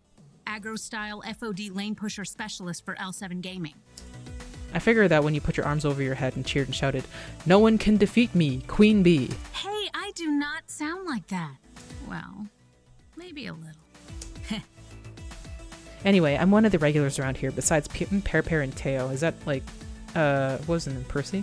Per and Teo? Teo? Yeah. So you'll be seeing a lot of me in the future. Let's hope that you last longer than the last guy. Oh great, now she's even making my job into a competition. Hope there isn't a betting pool too. You look like a smart kid. You've seen one of my many streams on the internet, right? Nope. I literally have no idea what you're talking about. I don't watch streams, I just make them. Whoa. Really? Have you been living under a rock for the past decade? If you consider a small yet formidable apartment a rock, then yes. Oh, you sweet child. You're so innocent and pure. Come, let me show you the path to darkness that is the internet. Will it hurt or traumatize me? Yeah, sure, let me see. Well, it is part of my job to know all about the games here. And if Queen Bee is going to give me some insight on the culture around this game, I should take advantage of that. Lead me farther into the dark abyss, my mistress. Yeah. Aw, yeah. Queen Bee grabs my arm and pulls me closer to the Fist of Discomfort cabinet. And upon further inspection, I see the whole haphazard pile of tech she's rigged up. You can't just plug in one of these cabins to the internet, so I use a number of clip-on webcams and mics and stuff. That webcam there, it broadcasts to my own personal PC back home, which then streams matches live to all my fans. The chat room appears on my phone. Costs a bit to put everything all together, and it takes like half an hour to rig up and test each morning, but after doing this here for a couple of years, it's easy peasy. Damn, I don't think I would ever, like, fucking try to stream from an arcade cabinet. Like, it's so noisy. Ari's quite a dummy mommy, like, for real. Aside from Naui grinding her teeth at my clip-on camera is damaging the paid job, I mean. Anyway, I prefer to stream from the Funplex than from home. There's so much to miss out sitting by your lonesome with the console version of FOD. The crowds, the wicked trash talk, the community. Wait, are you broadcasting live right now? Are we live right now? Well, yeah, we're live right now.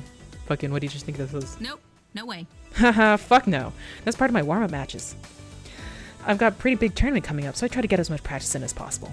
Even if it is with a bunch of fodder. As in, FOD-der, as in, you know, chum. Lunch meat. Scrubs. Losers. I got the idea, yeah. Queen Bee sees something out of the corner of her eye and glances around the arcade floor. She gives a nod to someone hanging around near the Street Fighter cabinet. Ah, my crew is starting to trickle in. We should be starting on team practice soon. Wait, what time is it? At the tone, the time will be 2:25 p.m. Eastern. Oh, okay, so we're on Eastern, so like, where the fuck are we? Like, New York or Toronto? Beep beep. Beep beep. What the? Shit, I gotta go live in 5 minutes. Listen, kid, it's been swell. We'll chat later, right? Kid, how old is she compared to me? Sure, one thing. Can you keep the swearing down at least a little? We've got kids around here and I don't want you to get in trouble with Gavin. Him? But for you, I'll keep it to a PG-13 rating. Now, if you'll excuse me, there are some butts out there I need to kick. Later. Later. With a wave and a twirl, she completely abandons me and turns to her Fist of Discomfort game. Queen Bee fires up her broadcast rig and the shouting and milder swearing start up again. I should probably get out of here before I accidentally end up on the stream. Too late! Queen Bee may be certifiable. She's got a volatile personality, to say the least. Still, she seemed to like me, so there's that. She strikes me as the sort to start at rocky with anyone, but gradually gets used to working with them. Good for me. The arcade is now at peace. My work here is done. Well, actually, we're quite a few hours from closing time, so my work here isn't quite done, but, you know. I'm so at peace, in fact, that I don't even notice the underboss of the arcade sliding up on behind me. Good day. Not a bad first day so far. I've been keeping tabs on you. Well, others have been, and they've been texting me. You know, you should consider getting a proper group chat ad going. I've got a crappy phone plan. My text aren't free. A valid point. I'll look into that. Impressive. I'm impressed with how you handle yourself. I think you're going to work out just fine. Anyway, I've prepared your paperwork. If you'd like to go sign it and make this working relationship a bit more above board. Yeah. So you're staying? Please tell me you're staying. I mean, I fed you and everything. Francine hasn't fired them yet, right? An adorable nightmare joins the impromptu staff gathering. Ooh. Ari's off to a great start. Here's to your new day, followed by many more. Don't you two have jobs to attend to? I just ordered a replacement power supply for the Robotron. Nothing left to do for the day. Not many kids around for me to entertain. Finally, quiet moment. My dream job has been going a mile a minute since I got here.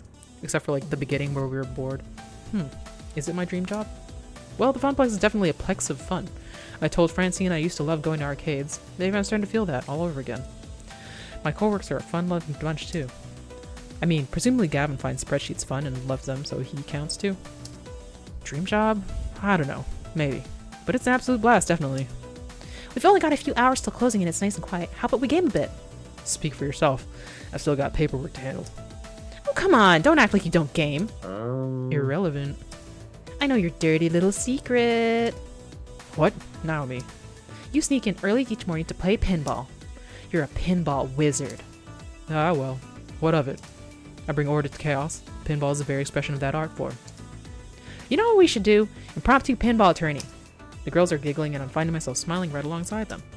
All in all, not a bad way to end my first day.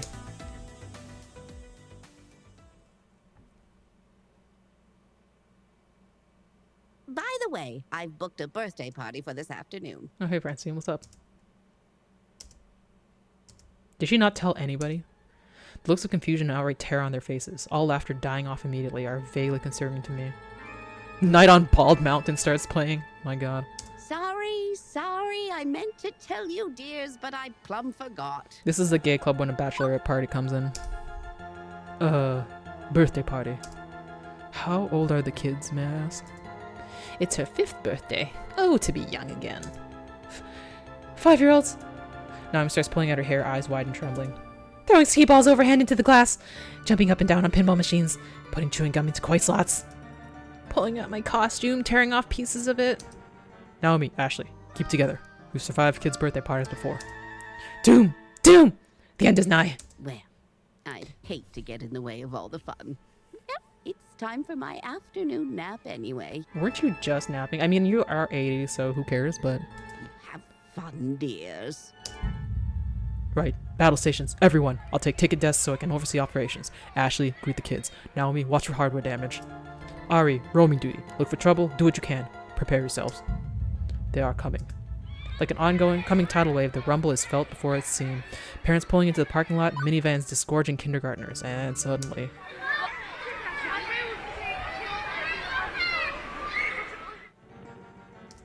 An explosion of small humans rushes the doors, bursting into the arcade before scattering every which way. Before any of them can get tokens, they're grabbing at joysticks, mashing buttons, eager to get their game on or even just pretended to be playing. The crew assumes battle stations. Naomi by the fragile pinball machines, Ashley near the door trying to distract the incoming kids to greet them. Gavin, armed with pre-stacked $10 rolls of tokens, quickly exchanged them with the adults, Beats waiting in line at the change machines. As for the pro-gamers, well, Queen Bee and Teo's friends bolt for the exit, abandoning them. Keen on getting out ahead of the surge of kiddies, I guess. That's all very well and good, but I've got no idea where I'm supposed to be. I feel like Percy is just going to be exactly where he is. He's just like, okay. Roaming duty, Gavin said. Look for trouble, Gavin said. I mean, I was doing that before, but now the chaos is multiplied. For a few minutes, I'm like a pinball being bounced around, or like that frog trying to cross a highway of traffic. Fucking Frogger. Eventually, I saw 3 possible problems on the rise, and Ari, professional floor attendant, is ready to attend to them. Which one of these should I tackle first, though? I may not be able to deal with all of them in time. 2 kids fighting over a box of cupcakes near Naomi and Ashley. They can do it. Angry adults shouting at a kid near Teo and Queen Bee. Little girl crying over her stolen tickets near Percy and Gavin. Yeah, these 2 don't work here, so we'll do that. The sounds of hardship call to me from the Fast Cars 5 racing games. Shouting adults and crying children are never particularly good signs, and I hope beyond hope that I can take this on. I shake the discomfort off. Now's not the time to doubt myself. I need to find out what's going on in Stat. As I get closer to the revving of engines and the clacking of shifting gears, I see a grown woman berate a cowering boy. I didn't. Admit it. I know what you did, you brat. You manipulated my precious son to put his tokens in your game. You should be ashamed of yourself. I'm sorry. Children like you are the absolute worst. Garbage. Ma'am, keep your voice down. There's no need to shout. At a child, no less. What's going on here? This jerk of a boy told my sweetest beyond sweet Josh that he should put his own tickets into the machine so he can play it for free. Josh earned those tokens from his own allowance, and I won't let some devil child steal his money. Let's just take a moment to calm down, okay? Before I say anything else, I spot Queen Bee and Teo out of the corner of my eye. Queen Bee looks infuriated and Teo has buried his face in his hand. Actually, now that I stop and think about it, they might have some insight. The racing games are right next to Showtime stage. Teo probably had a good vantage point to the whole thing if he was dancing on stage. And by the way Queen Bee's brows are furrowed, I can tell something is not sitting right with her. I could ask one of them for their help, or I could try to solve this one by myself. Let's ask Queen Bee. She seems upsetty. Since Queen Bee has been consumed by rage, I bet she knows what's really going on here. I'll wave her over to join us. I attempt to reach out to her for guidance. Ma'am, I know you're upset right now, but I think that lady's a fucking no-good piece of shit. Straight up. Nope, not helping. This is in fact the furthest away from helping I could ever envision. The kid runs away to avoid the loud people as I try my best to defuse the situation. That boy did nothing wrong. Nothing! Excuse me? Pardon? How dare you? There's no way I'm getting a word in between these two. I sigh and resign myself to watching it play out. How dare I? How fucking dare you for yelling at that kid? I don't care if he did what he claimed or not, you've got no right to traumatize him over it. He's a thief and he'll grow up to be a no-good criminal. That still doesn't fucking matter.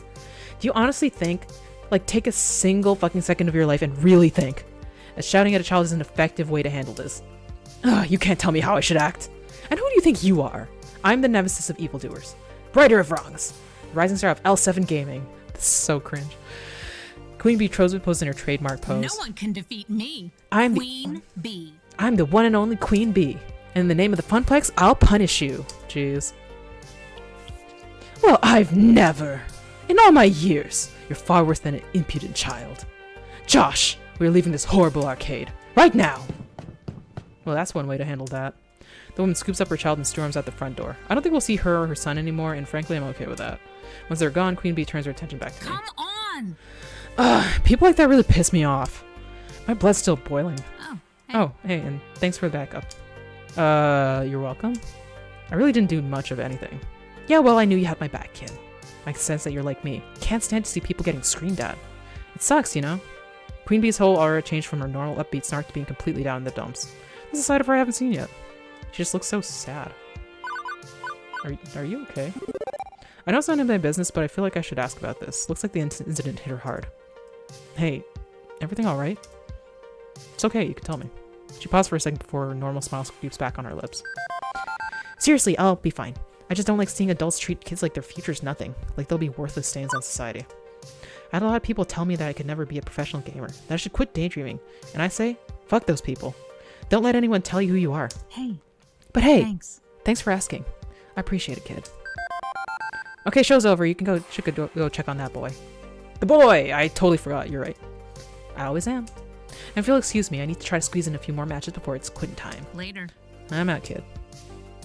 Queen Bee takes one more moment to triangulate the safest path by the specific discomfort through a sea of children. After poking around a bit, I managed to find the kid, still shaken up from the whole ordeal. Hey, sorry about all that. Are you gonna be okay? I think so.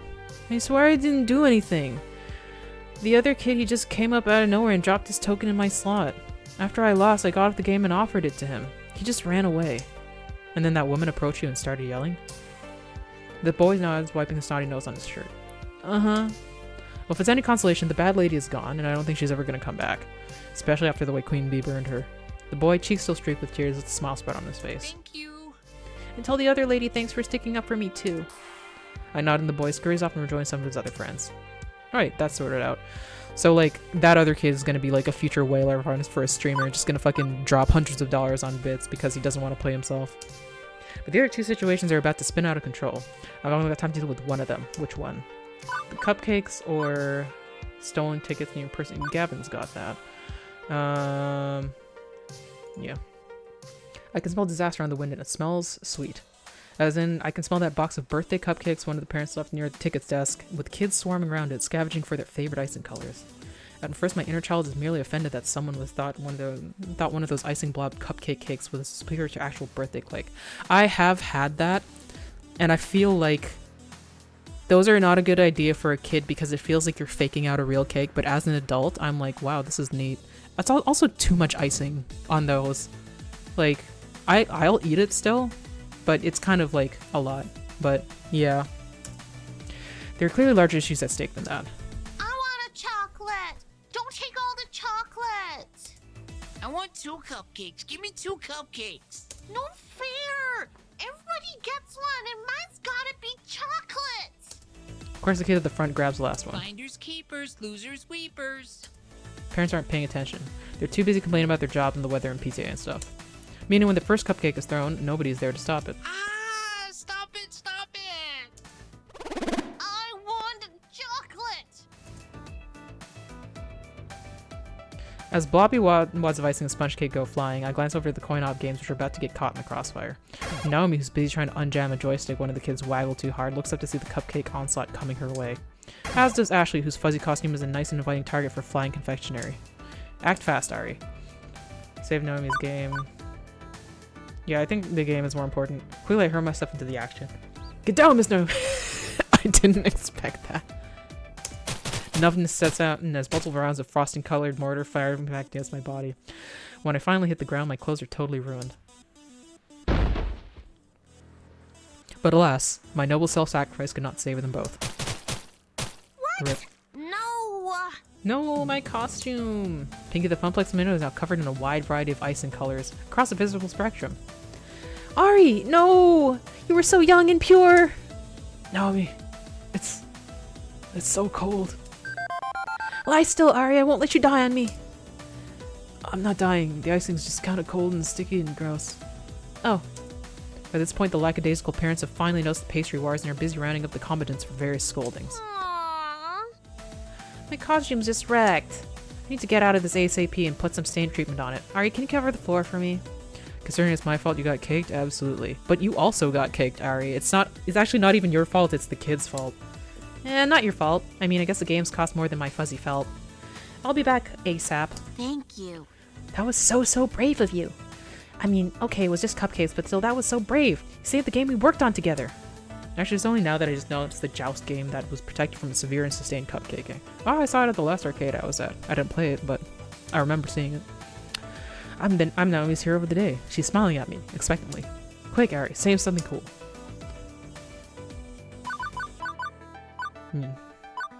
No mere human pastry can defeat me.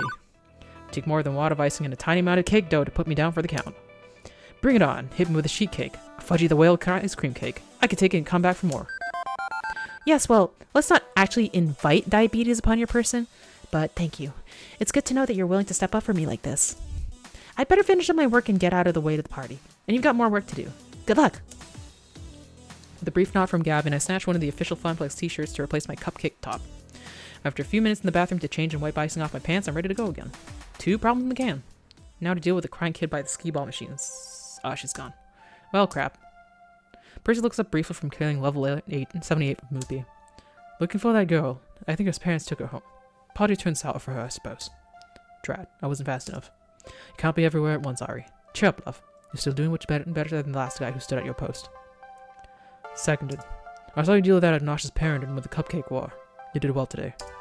Seeing Gavin actually smiling is weird, but I'm not going to say no to praise from my sub-boss. Things seem to be cooling down. I suggest you take a few minutes in the break room while there's a lull of the action. Ashley and I will handle things for now, and she can swap off when you come back. Percy's saying that like he works here. Percy ducks out of the conversation without actually moving anywhere, refocusing on his game. I could use a few minutes, yeah. Thanks, Gavin. I'll be right back. I step away, headed for the employee lounge.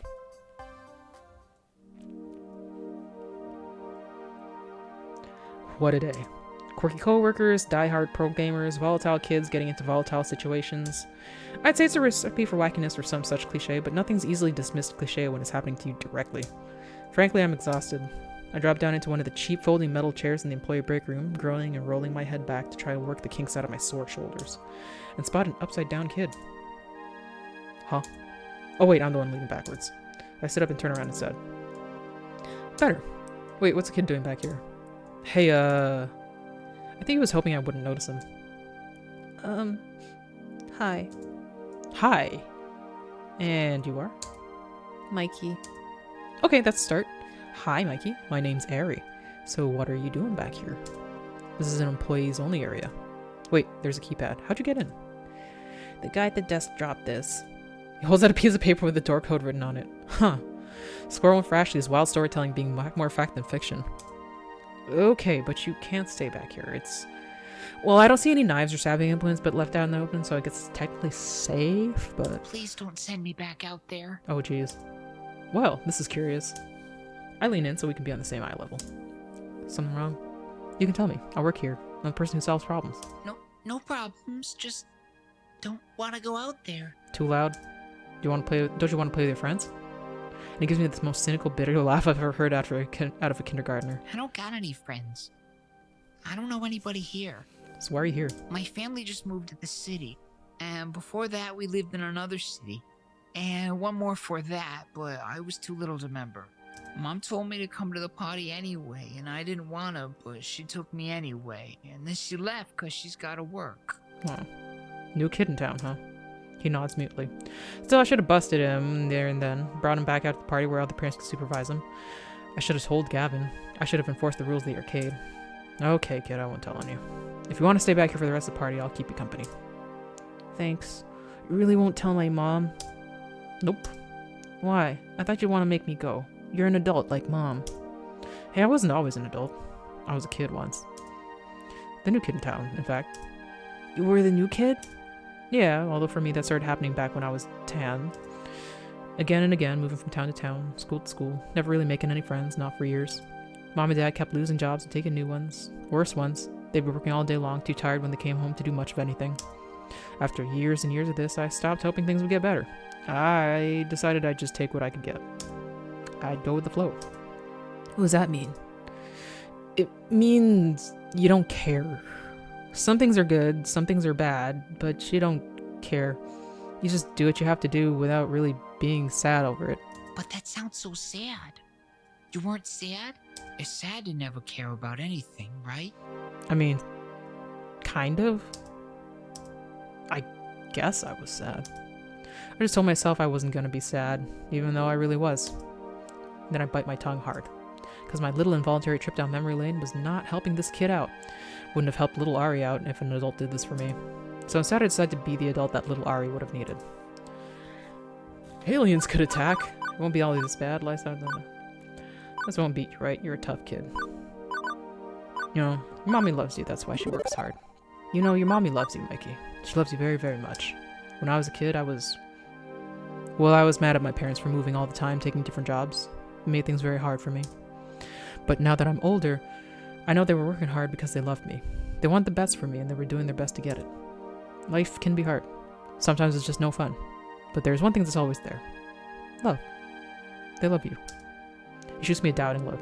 One of the little doubting looks where they don't want to outright call something a lie, but they can't quite swallow it. Mikey, if your mom was sad, what would you do to make her happy? I mean, if you had to go to school an extra 2 hours a day, would you do it? I guess. That's what she's doing. She's working very hard because she wants to make you happy. I'm not that happy being alone, or moving all the time. Neither is she. But she knows that if she works hard, one day you won't be alone. You won't be moving all the time. I was the new kid, remember? But now I have a home, with my best friend, and a good job. I work in an arcade. How cool is that? It wasn't easy, and my parents were often sad. I was often sad. But we pulled through, and so will you. Just remember, she loves you, and you love her. That'll get you through the sad times. Huh. It's not a great answer, it doesn't solve the problem, but it does make things a little easier on Mikey. From his long side, I can feel him releasing his sadness, before offering a little smile. Not a big goofy grin, not the high of happiness, just simple understanding. I love Mommy. It's sad, a lot, but I know it's not always sad. And even if she left me here, I know she's coming back. Hey, you know what? You've still got some time to enjoy the party. Even if you don't want to talk to the other kids, there's a lot of games you can play. And hey, maybe you'll get to know someone while playing a game. Arcades are great for that. I'm sure a lot of them have sad times too, and they could use someone to play with, and someone who understands. Thank you. Okay. I want to play the skee ball games. I'll spot you a few tokens. Let's get you rolling. I take his hand, lead him out back to the main room.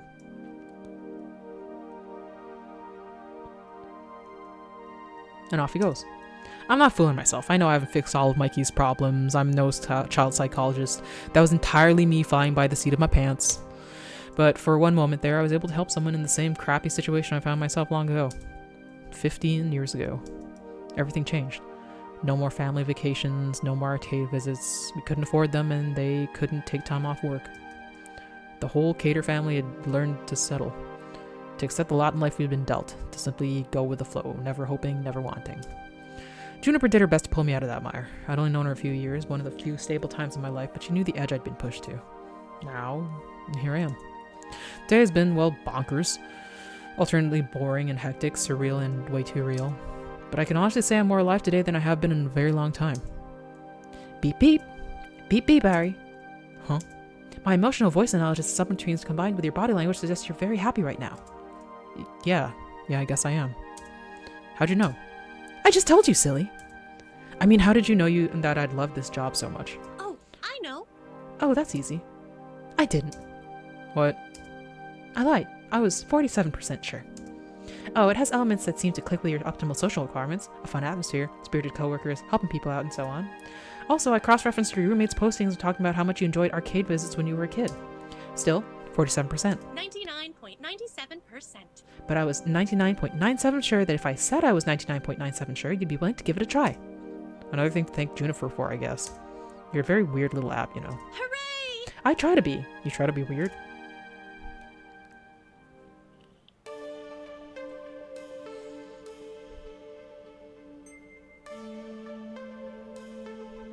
From the cars pulling up the parking lot, it looks like the party's over. It's just about closing time for the arcade anyway. Most of the gamers have filed out by now if they hadn't already fled the tidal wave of kitties.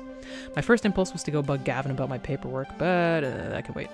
I'd rather go help someone with the tidying up or maybe see how our VIP gamers are doing. Not enough time to run around checking with everyone though. Who do I want to hang out with?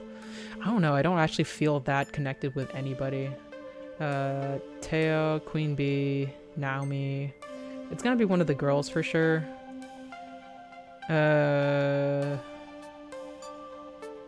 Oh no, like one of these two I think, but yeah, we'll see.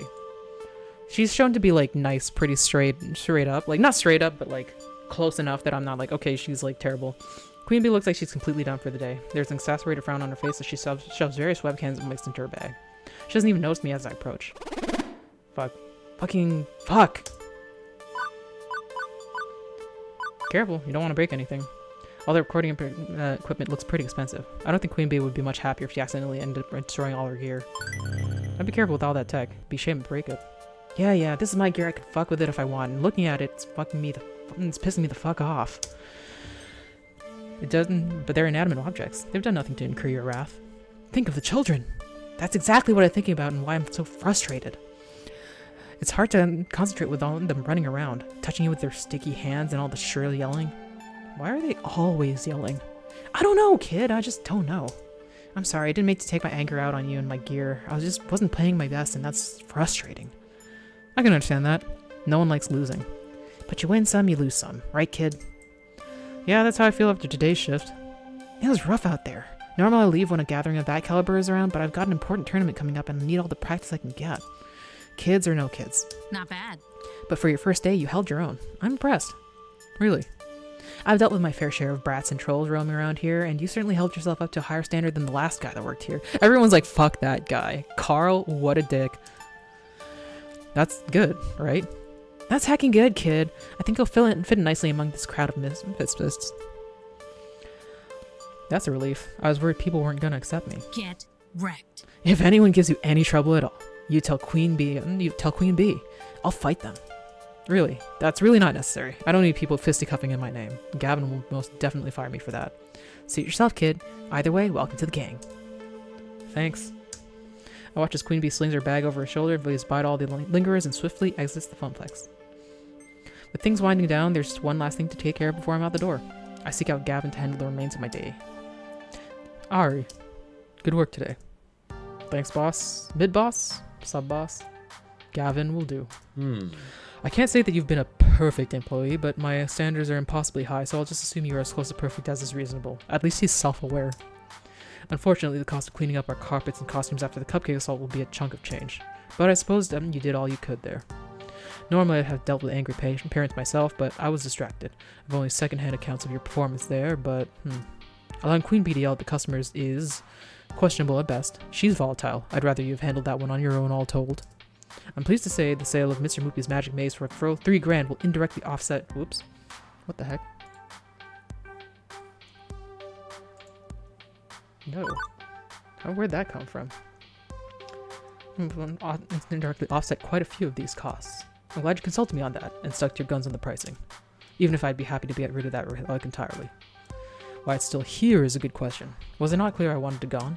Percy didn't want to break up the family. They're machines, not people. He also didn't want Naomi to be sad.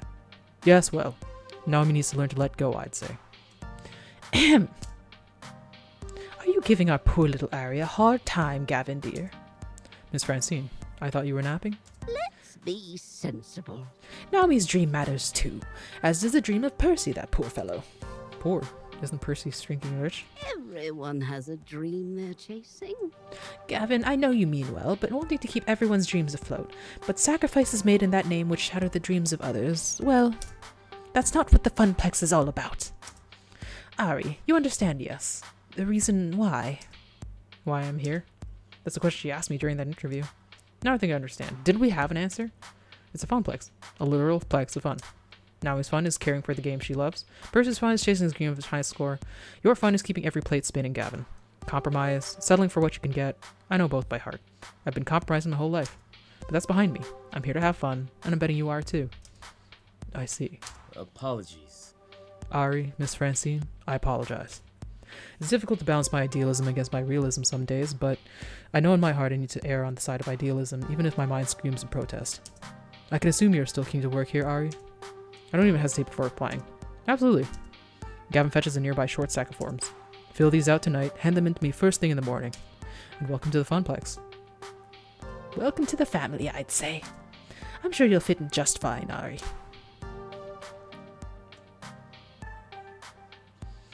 Arcade job. One bus ride later and it's home again, jiggity jig. Isn't it jiggity jog?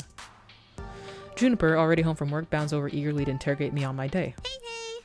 So, how'd it go? It went well. Well. Really well. Your little app came through, despite being terrifyingly omniscient and just a little bit unnerving. You forgot to mention adorable. Oh, it's Iris. That's wonderful. I'm so glad to hear things worked out. You even came home with a smile like when you were a lifeguard. Huh, I guess I am smiling. Interesting. By the way, there's just one teensy-weensy little question I have for you. Why exactly did you order a giant crate full of pizza bagels? That's a cool reveal. Did I neglect to mention that part of the terms and conditions? On the plus side, I know what I have for lunch tomorrow. Could be worse, I guess. And that's level 1 of Arcade Spirits complete. Hey, look, you also won a prize. Put your quarter up. Oh, you'll get one of these for each level you clear, plus some extras for various endings and other hidden thingies. Now let's check on your score. Looks like you're really hitting it off with Naomi. Oh, okay. You're proving to be level-headed, rational, and honest. Great. Also, you've scored 5,650 points. Nice. Keep talking with people and your score will go up, up, up. Today's pizza fact is, Americans eat approximately 100 acres of pizza each day, or 350 slices per second. Wow! Do you want to save your game before proceeding to level 2? Yes, we'll save the game.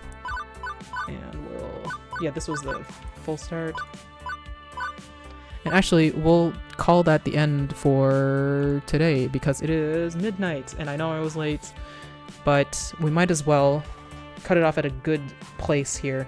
I wonder how many chapters there are. I guess I'll look in the prizes and see, but it was a pretty good start.